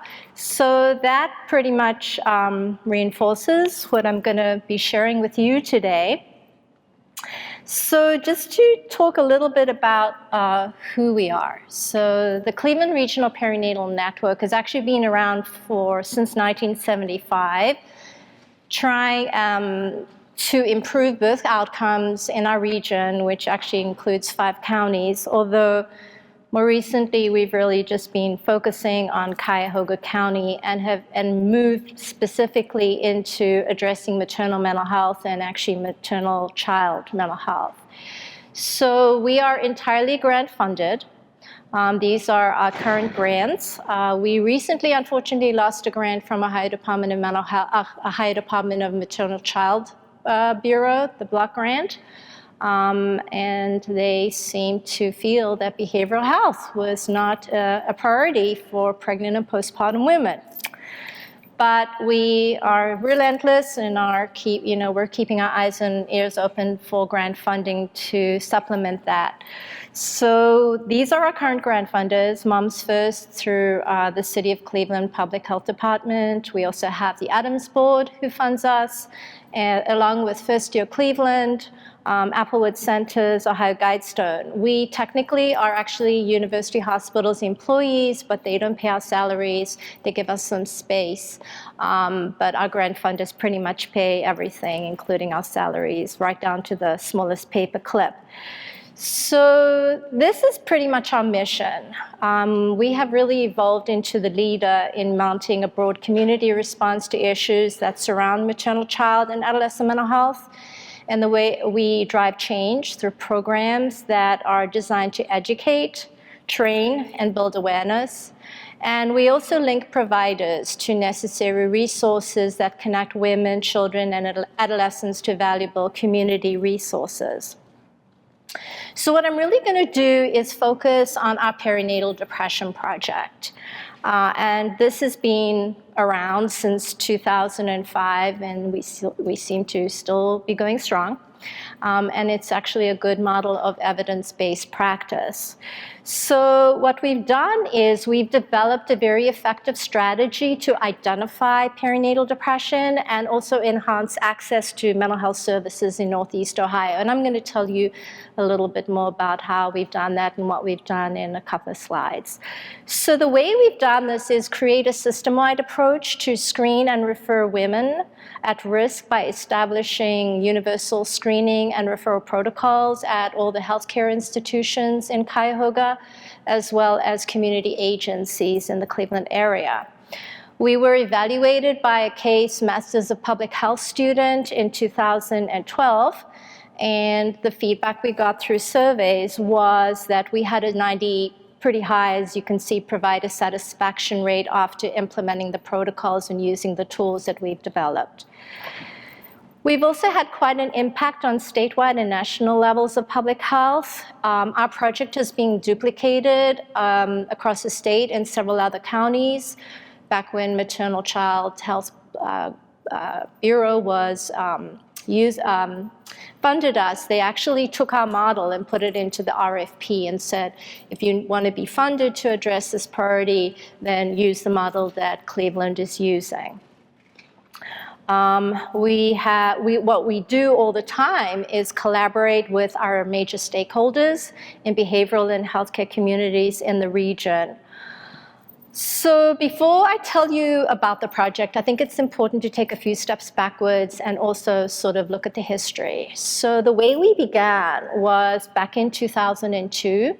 Moms First were mandated by the feds, by HRSA, to screen for perinatal depression. But before they embarked on rolling it out, what they wanted to do was take a look at what the landscape looked like. So we had a collaboration between us as the lead, our healthcare institutions. We had United Way First Call for Help. And what we did was we looked at the prevalence amongst African American women between the ages of 15 and 44 who were Moms First recipients. And what we found was actually that women tend to score higher on the Edinburgh during the pregnancy, or more women tend to score high on the Edinburgh during pregnancy than postpartum. So we knew we needed to shift the paradigm to include perinatal, which is before the pregnancy as well as during the pregnancy as well as postpartum. We also found that providers weren't screening, mostly because, and if they were, it was very inconsistent because there was nowhere to refer moms to at the time. There were no programs that actually had a specific program for pregnant and postpartum women. The wait times were 3 to 4 months, and there was no feedback about what happened to the mom when the referral was made. So we also, we had a focus group that really identified all these issues that I'm explaining to you, as well as that stigma being the number one thing for moms who experience depression, particularly during the pregnancy, because this is supposed to be a happy, joyful time, and sharing it with their provider was difficult. And if they did, the provider usually would say, "Don't worry, dear, this is just normal pregnancy symptoms that you're experiencing." So they would minimize it, which would, make the mom feel even worse. So the gaps that we had to span after the study was the fact that there was this lack of provider screening and referral.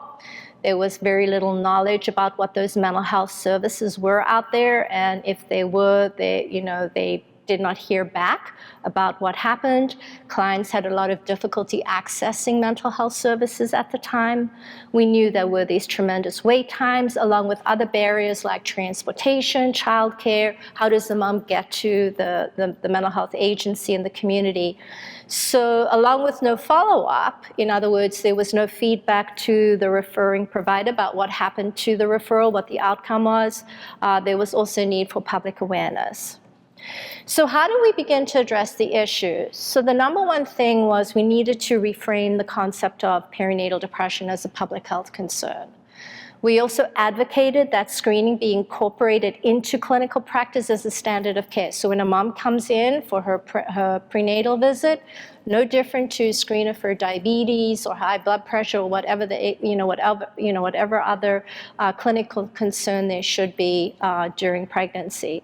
We also promoted the fact that all women should be screened. Universal screening is the way to go. We don't single out moms. Well, maybe they look depressed, or maybe we think they might be depressed. We just ask the question, and that really helps to reduce the stigma. So we felt that if the provider was universally screening routinely, that would open the door up and help and encourage moms to disclose their feelings to the provider. So the things that we focused in on our project is, number one, the identification, meaning screening and referrals. So I have gone around the county and as well as across the state, training providers to screen and make referrals. And the number one thing that we focused on, which were tools that we developed, was the care path. A lot of what I'm sort of talking about, you're probably, what is she talking about? I haven't included, because of the interest of time, what they look like, but I'm going to show you how to get on our website to the care path, as well as some of the other tools that I'm going to talk about. But the care path basically is a step-by-step process. So when do you screen? What do you screen if the mom is at risk? What do you do if she's not at risk? Things like that. So we make them agency specific. So I get a call from the Cleveland Clinic, I go in, we talk about it, and then we make their care path very specific. So right now, we actually have all the healthcare system screening. So if any of you sitting here who either are pregnant or maybe pregnant or had a baby recently, you should have been screened by all the healthcare, either by the Cleveland Clinic, by university hospitals, or Metro Health. So if you have a provider that is associated with those major healthcare institutions, you should be screened.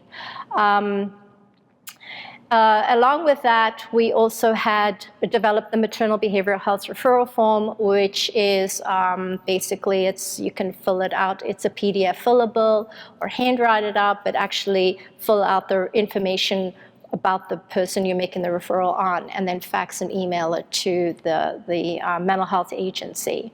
We have guidelines for referral intake and feedback. So if a referral is made, the mom will be contacted within 72 hours and be given an appointment within 1 to 2 weeks. So we've really addressed that whole wait time. Along with the intake, we've also developed a feedback mechanism. I provide care coordination along with my program manager every month to all those referrals that are made in our county. So, and we get anything from like 100 to 120 referrals that are made a month. So we collect data from our mental health providers so we know what the outcome of those referrals that were made for that particular month. I'm jumping ahead of myself, but we've also created, going from 0 mental health agencies with a specific program for perinatal, we have 5 now. And the 5 are Applewood Centers, Belfair, Far West Center, Ohio Guidestone, and Signature Health. So they all follow the guidelines, provide data to us every month, and really are able to get these moms in pretty quickly. So I talked about the care coordination, and we also, as I said, have established a data tracking system, so we know what the outcome of these referrals are. Have I already reached my time? Okay, I'm going to zip 2 seconds. Okay, these are the materials. I brought several materials with me today. We also run the Cuyahoga Task Force. It meets quarterly and addresses the gaps and barriers. In terms of, I think this is an important slide for you to see, and so this is the outcome of our 2017 impact of referral and screening. There were approximately 14,500 births in Cuyahoga County in 2017, and we had 17,529 screenings that were completed for perinatal or postpartum depression. So that's an average of more than 48 screenings per day, every day. We had 1,148 women who referred to one of our 5 mental health agencies, which was an average of more than 3 women a day, every day, and 444 women received treatment. So that's an average of 1 woman per day. The other 2 slides, the last 2 slides I have were basically talking about the mental health being associated risk factor for maternal mortality, as well as our infant mortality. So are you going to distribute our slides to people, or? We can. Okay, because that's something if you're, okay. So people will have access to the slides. And the PowerPoints? And the PowerPoints, Okay, yeah. Cool. So I'm just going to move ahead, because the last thing I just, this is our infant mortality data from 2017, of which you can also see that maternal mental health or history was an associated risk factor for one of our 82 premature deaths in Cuyahoga for 2017. It's pretty high. So it was about 28% of the total. This is what our website looks like. So if you go onto the training tab, you'll get to this next page, which actually we have some videos on there, which shows how several different things. I'm not going to go into details, but if you click on that, and you'll get to this. So most of the tools that I've been talking about were listed. As you can see, the Edinburgh's listed along with the care path, the referral form, guidelines, etc. So that was quick. Awesome. Thank you so much. You're welcome.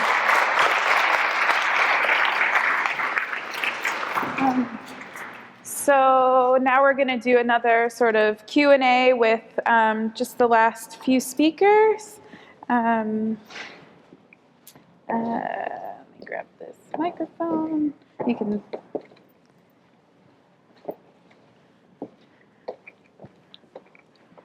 Here's a mic for you.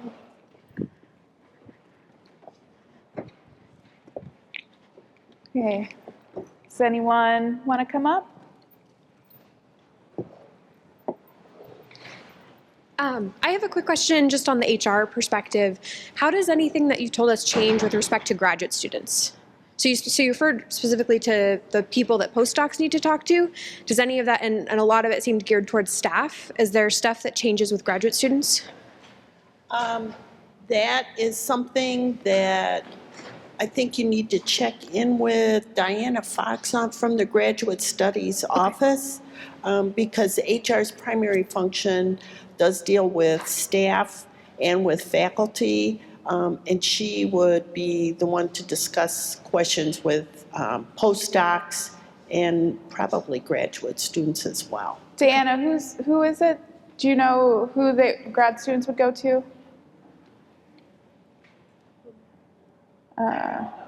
Yeah. It could be also Student Health Service.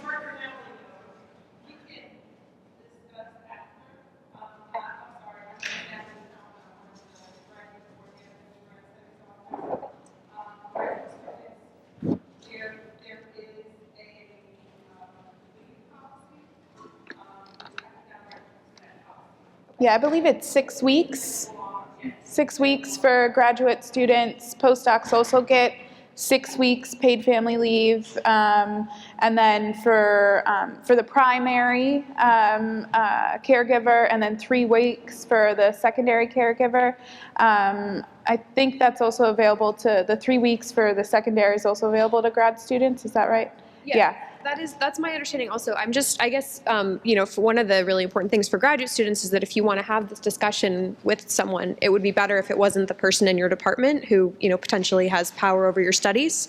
Right. And so having understanding who the resources that we as graduate students can talk to is really important. So it sounds like the person to go to is in graduate studies. I guess the other part of this that I had a question about was with respect to the FMLA law. And so I know our policy is 6 weeks, but it sounds like the federally mandated leave period is 12 weeks.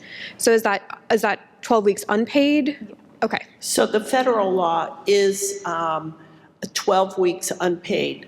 The federal law doesn't care whether you're paid or not. Okay. So for staff or faculty, it's up to the university policy to govern whether or not you're paid. So that's determined by your benefit status and how much of that paid time that you have sitting in your bank. Okay, thank you. And you can also, postdocs and grad students are entitled to some forms of vacation and sick leave. And for me, I was able to sort of tag that on to get up to 10 weeks of paid leave. So you would have to coordinate that with, your HR and your boss to sort of figure out how to take those leave policies. That would be my advice. It's all very specific to each of your situations, but those are the sort of general things. Thanks very much.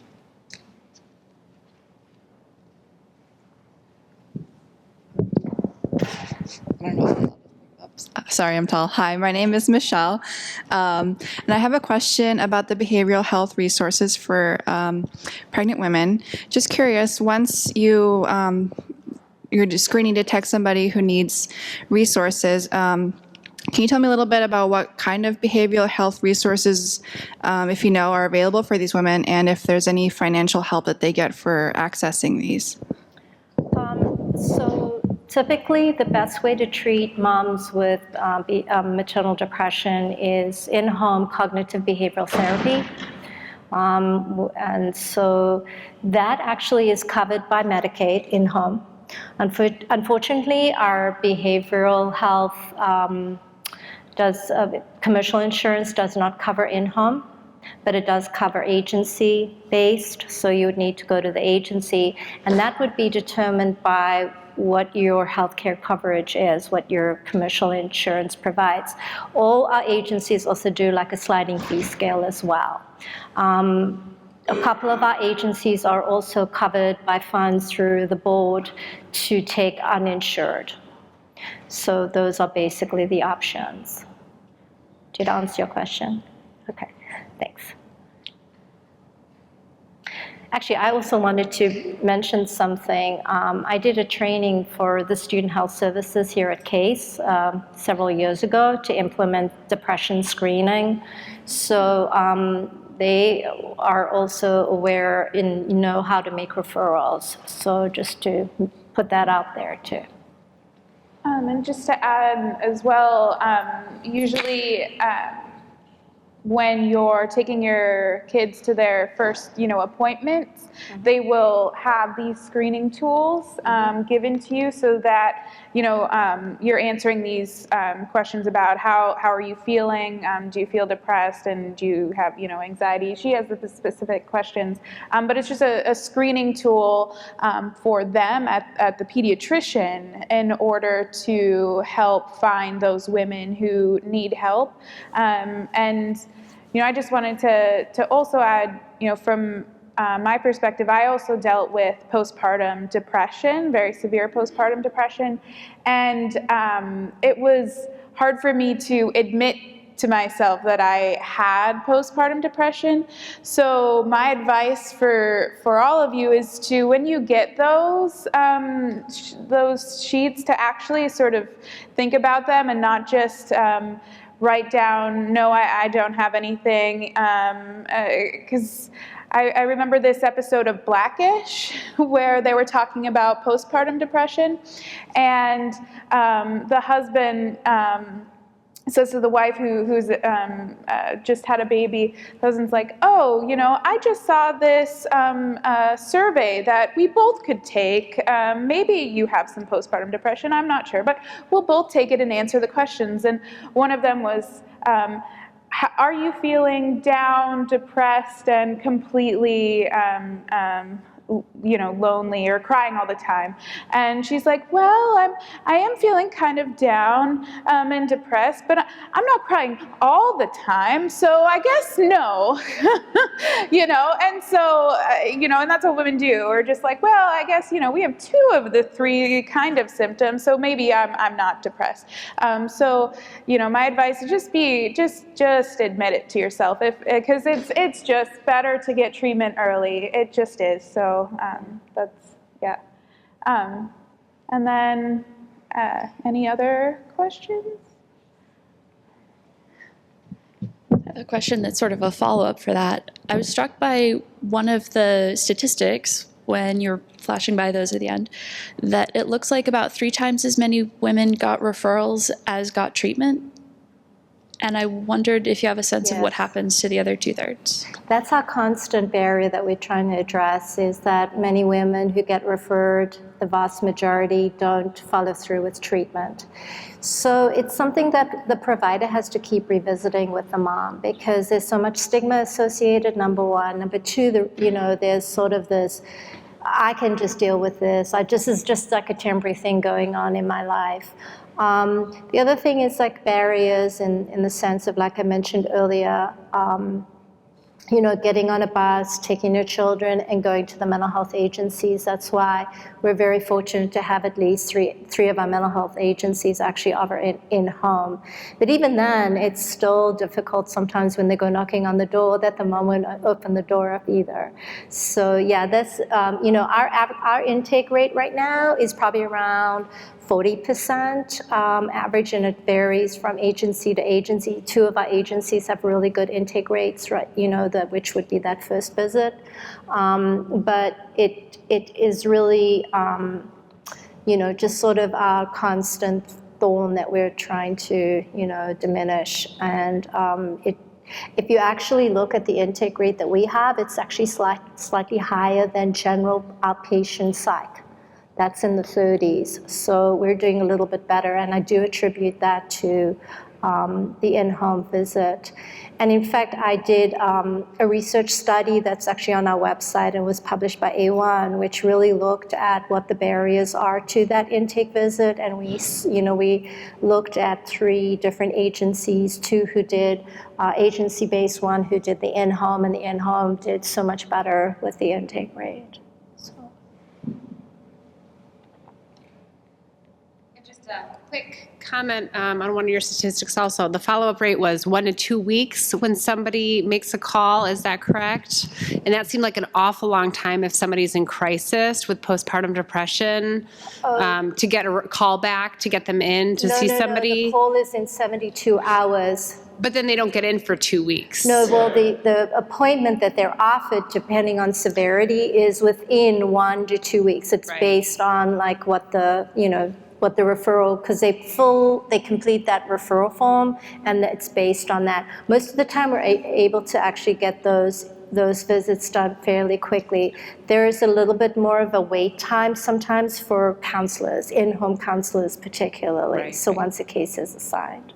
And then the other thing I just wanted to offer was just another resource. I know that some of the barriers, I also had postpartum, hi Marie. But there's a wonderful resource that didn't exist when I had my first, but existed when I had my second, called POEM. And it's a support group for women run by 2 wonderful women. It's on the west side of Cleveland in Rocky River. It meets every Tuesday night at 7 at the YMCA on Worcester Road in Rocky River. And it's for women with postpartum. So if you're interested, and it does not replace therapy or meeting with a licensed counselor, but it is just a place where you can bring your children and talk with other moms who are going through it and not feel so alone. So if there are other barriers, that's just another resource for you. So. Yeah, thank you for bringing that up. Actually, we've been working with POEM for several years, and one of the resources I bought today, it's called the Guide for Mom. It's a green guide, and that's listed under, I think it's listed under parenting support. They actually started off on the east side, and then they moved over to the west side. Unfortunately, they haven't been operating on the east side. That was their plan, was to ultimately have both an east side and west side location. And these are all moms. It's run by women who themselves have experienced perinatal depression, so it really is a great peer support group, a very good example of one. I'm just going to piggyback real quick on what she said too, that benefits eligible staff and faculty also have an employee assistance program, Impact Solutions. So that's Postdocs now too. Oh, postdocs too? Yep. That's right. So you can call them 24 hours a day, and they have master's level people answering the phone. So if you feel that you are getting into trouble, things are not going well, you're getting into a crisis, remember to call them as well. And that information is on the HR website. It's an 800 number, and make use of them as well. And for students, don't forget that the university counseling services are available as well. One more question. Hi, I'm Kim, and I'm a new first-time mom for a 6-month-old, and I'm juggling full-time graduate school. And I guess I was just wondering, do you know of any resources or support groups that can offer more community or more support towards, moms who might be juggling a full-time work schedule or school schedule on top of being a new mom?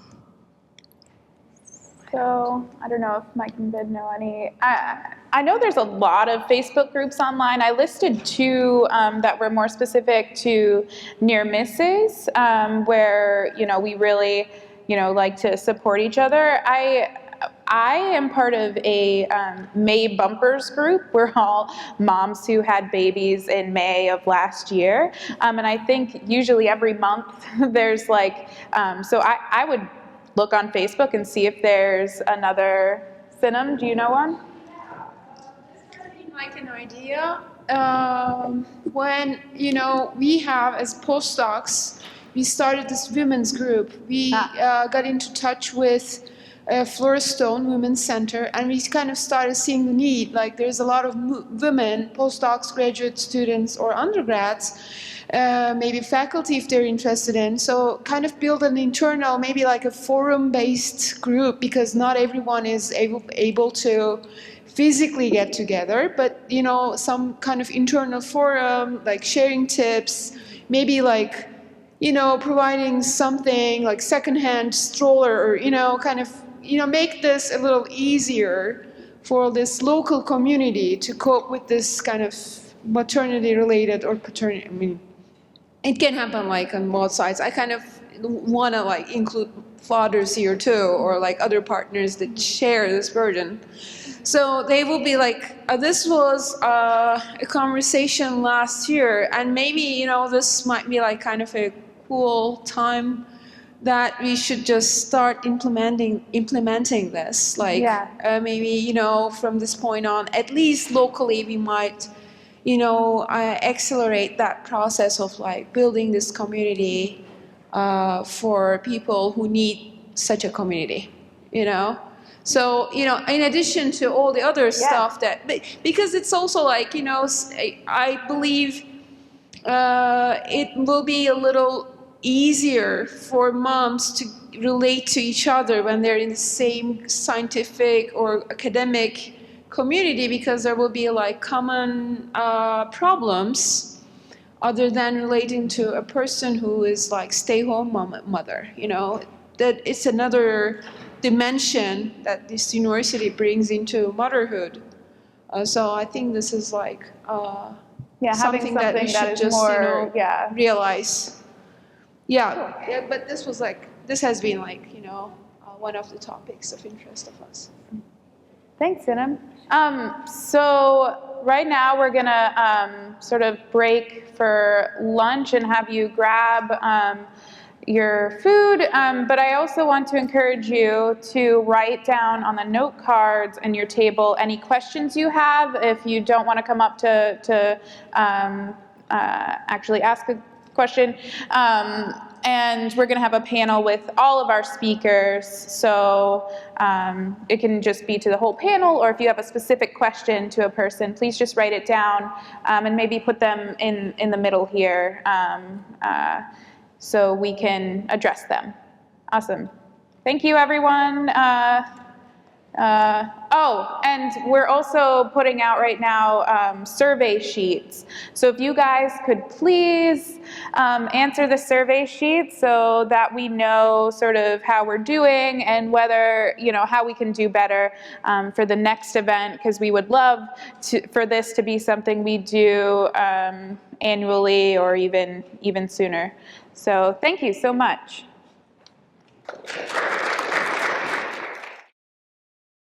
So now that everyone's had a little bit of something to eat and they can keep eating, there's obviously still more food in the back. So if you want to go for seconds, please help yourself. So we got a bunch of questions, and I'm really excited. So a few of them we're talking about work-life balance. So I'd like to start with this first one for Vidya and Mike. Can you give specific tips for communication language for your supervisor, especially if they're less willing to accommodate? And this question may be for Kathy too. So any advice for communicating with your supervisor? I think you just need to be honest with your supervisor about what your needs are. Just tell them, let's say you have a kid, so I have a 6-month-old, can I have the flexibility to work from home a few days a week? You just have to be honest with your needs, and then, try to communicate that. If they're being less than willing, then maybe you could go to somebody else in the department that might be more willing to kind of advocate for you as well. So that's a tip I have. And not only honest with your supervisor, you need to be honest with yourself. I mean, I think if you always say yes to projects and responsibilities, then you're just going to keep getting more projects and responsibilities, and you're never going to get out from under it. So, I mean, we kind of touched on it briefly, but definitely learn to say no. It's okay to not be involved in every single project or every single activity. And I think I actually think in a lot of cases, your boss ends up kind of respecting you a little bit more when you stand up for yourself a little bit and be like, I'm happy to work on project A, but I don't think project B is a good use of my time, or, I need to be able to, just things like that, I think is. Also, maybe just demonstrate some flexibility with your time and say, listen, is it okay if I, take this 4 hours on Tuesday off, but then I'll make it up on another day? Kind of give them something back, so it's not just a one-way, listen, I can't work on these days, but maybe kind of it's a conversation. So you're giving them something, but you're also getting something in return. And I would say for staff folks that, of course, the university policies will still apply to your work schedule and your work time, that the attendance policy will still be in effect. I would highly encourage staff to work with Impact Solutions, which is the employee assistance provider, and they can assist with emergency backup childcare, those kinds of things, so that you arrange that in advance so that when something happens and you can't take your child to the regular provider, childcare provider, that you have a backup plan in place ahead of time. And there was a similar question for Dr. Shaker and Dana, where, what is your work-life balance? It comes from a medical student, so they say it doesn't seem that's the culture of healthcare professionals, where you have a good work-life balance. And, do you agree that you're entitled to those vacation days? Oh yeah, I take my vacation days wholeheartedly. I do a lot of staycation. Yeah, I just ran out. I had to work like an extra couple days to get my birthday off in a few weeks. So no, I definitely take my vacation days. And you are entitled to those. I think as a healthcare professional, tell me if I'm wrong, like in the last couple months, or the last couple years, I've been doing this now for 10 years, that I've realized that I pour all of me into other people. And I never, ever take the time to stop and pour into myself. So I enjoy my vacations. I don't even do staycations. I go somewhere where I can turn my phone off and completely enjoy my vacations. I am also in counseling, proud of it. I go to her every 2 weeks and get excited to see her face. And then I also had to find other things, like I enjoy acupuncture now. So it is definitely something, but I do feel as though work-life balance does not exist very well at all in healthcare. And especially if you become passionate about whatever you're doing in healthcare, because there's so many different avenues of healthcare. So as you can see, my passion is racial disparities and infant and maternal mortality. So outside of seeing patients 5 days a week, I also am head of a committee who have made a conscious effort to be a part of our community and action committee. So I am constantly working. I am constantly working. There's if you work where you're passionate about, you won't work a day in your life, but then it's crossed out and it's like you work all the time. Yeah. Because you're passionate about it. Yeah. And I never get sleepy until I have to be in the office. Yeah. As soon as I leave the office, to work on my other stuff, I'm wide awake, excited, yes. And then as soon as it's time to open up my computer for patient charts or something, I'm like, oh, I'm so sleepy. And Dana, would you be able to talk a little bit about the community baby shower that's coming up? So one of the action tasks that our committee has decided to do was that we wanted to help women in the community, especially communities that have higher infant mortality rates, take some of the toxic stress off of them, but also to allow them to know that there are resources available. I think that's the biggest thing with some communities is that they don't realize what's available to them. So we have started presenting a community baby shower. We do it quarterly. It's switching to biannually because it is a lot of work. But we bring in community resources, so it's like a community resource fair. We also have classes to teach baby massages. We're teaching breastfeeding. We're having a man cave just for dads, so they will work with Fatherhood Initiative and Daddy Boot Camp. And we don't even know what they're doing, but they're having their own fun. We also give away clothing from 0 to 18 months, gently used, no soil clothing. So if any of you have any of those items as well, we would be happy to take them.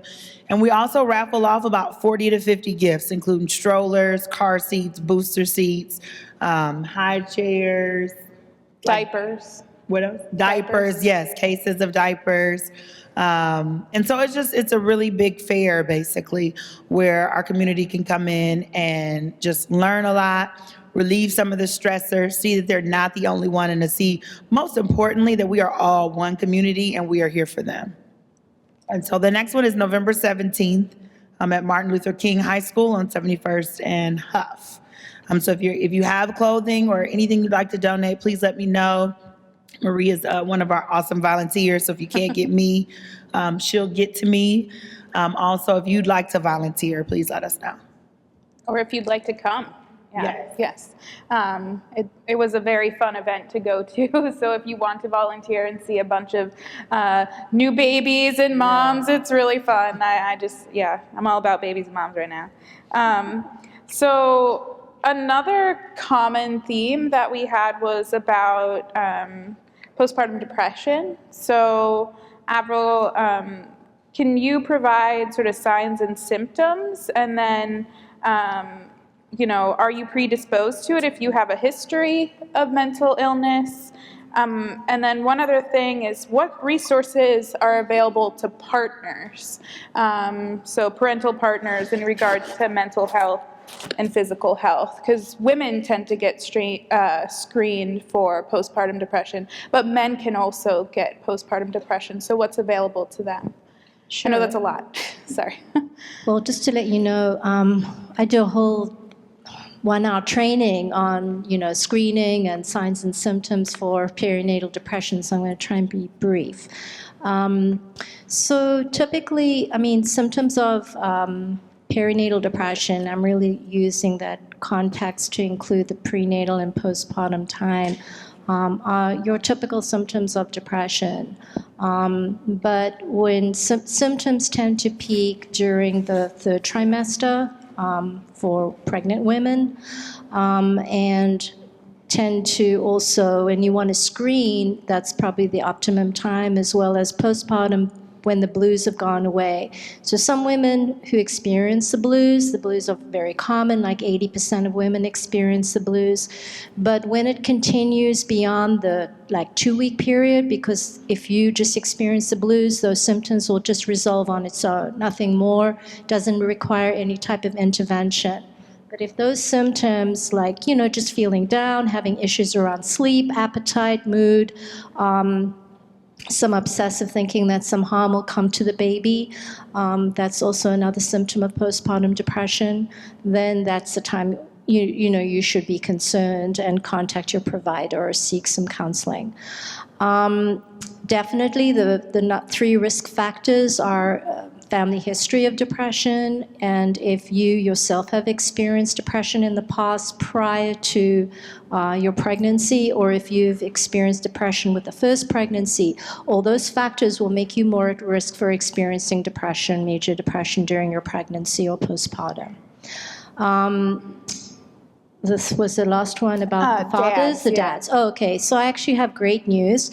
In fact, one of my mental health agencies has just developed a screening tool for dads for depression, postpartum depression. And and that's Ohio Guidestone.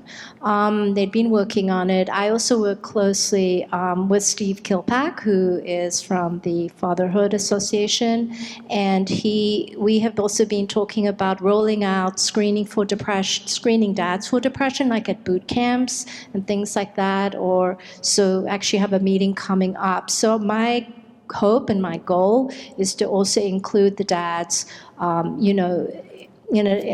as far as resources go, I know that at least one of my agencies, Ohio Guidestone, has services for adults. So it could be a mom who doesn't have children, or it could be a dad. So definitely that could be a referral mechanism for dads. Awesome. That's amazing. We'll do one more from this and then make sure if there's any more audience questions.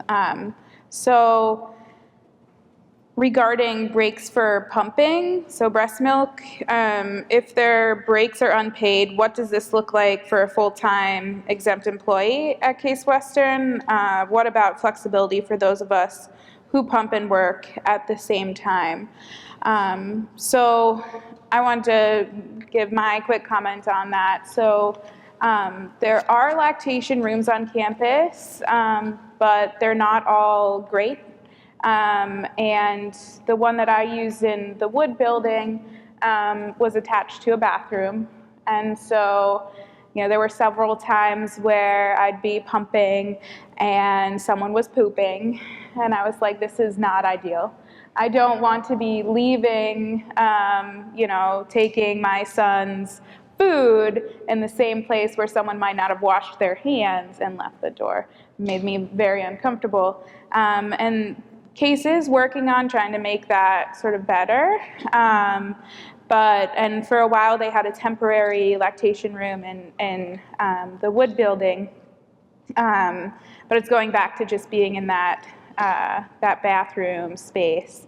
So, it was very hard for me to sort of work around pumping with experiments. You would start having to think about, okay, what's the timing for my incubations where I can run away, pump, come back, and still be able to do it? And I know there were several times where I am just in pain, needing to pump, but my experiment doesn't let me. And that's one of the reasons why I ended up only going for about 6 months, because it just became such a hassle, which is not something that you want to hear. So it is a little frustrating to deal with pumping and working. I don't know if Kathy or Vid or Mike want to discuss. So in my case, I have an office, so I pumped in my office. I talked to my supervisor, I asked her if that's fine, and she said, yeah, that's fine, so I just closed my door and I can pump in my office. And a lot of people at my work were also able to do that. So, just talk to your manager. They might be flexible. Maybe there's an empty office on your floor where you can pull the blinds down and shut the door and then spend 20 minutes pumping so you don't have to walk all the way to the lactation room. Because the same situation for me, if I wanted to go to the lactation room, it was in a different building, and then, I would have to spend at least 40 minutes just getting there, pumping, then coming back. So it was, so the compromise for me was I just stayed in my office. I continued working while I was pumping. Yeah. So you just talk to your supervisor. They might be open and flexible. Yeah, and I even remember one time I was pumping and they just had these curtains that you could draw behind you, and someone opened it and was like, oh. I'm like, yeah, someone's in here pumping. And then they ran out the door. I was like, this is the weirdest experience I've ever had. And I was emailing the people. I'm like, I just had someone come in on me while I'm pumping. This is awkward. Please make this better. Just talk to your supervisor. I don't know about the unpaid part of it, but we were salaried, so it didn't matter. Right. For exempt employees, they're expected to work a minimum of 40 hours a week. So as long as you're getting your work hours in and your work done, primarily with non-exempt employees who need to be paid for the hours that they work.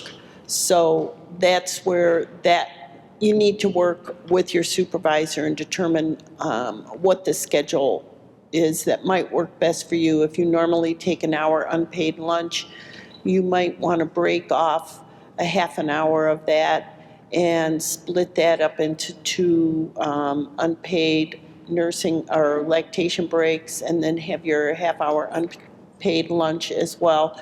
But that's up to you to work with your supervisor to figure out what works best with your schedule and with the operations. But it can be worked out.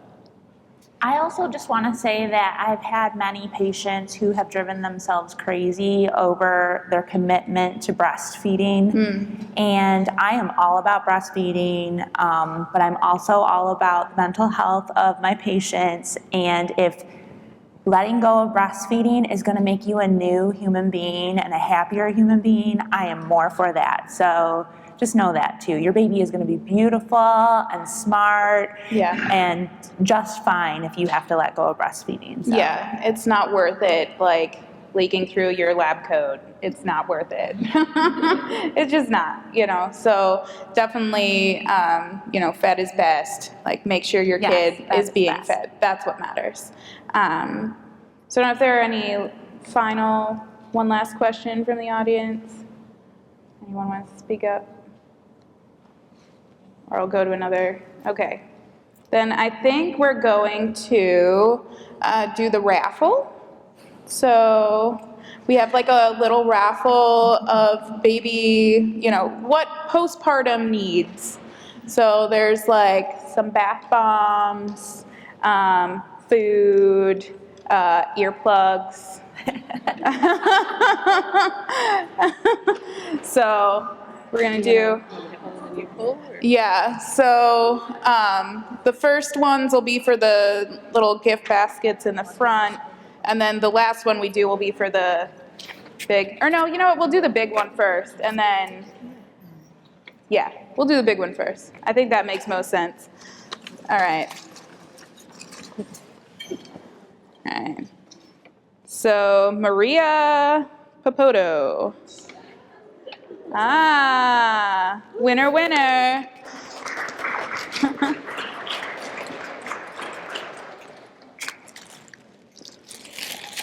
Looks like there's some, we've got all sorts of things in here that you can use. And Thanks. Yeah, of course.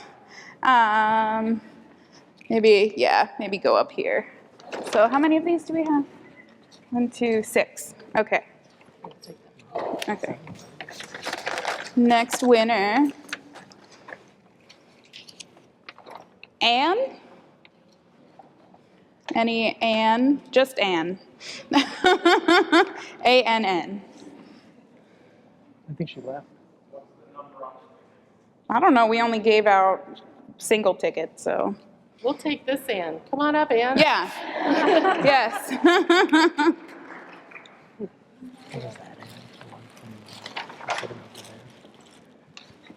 Here you go. All right. Next one goes to, I'm just going to grab a few in here. Next one goes to Michelle Disher. We've got Suzanne Tomchuk. There's Suzanne. And Kara B. Kara Burr something. No. Kara B. Any Kara B's? No? Okay. Thank you.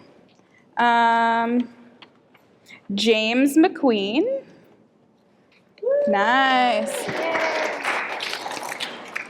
Let's see. Kim S. San something? No? 2 more. C. Tobias. And Jen Braid. Oh, yay!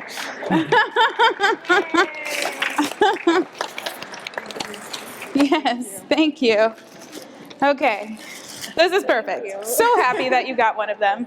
Okay.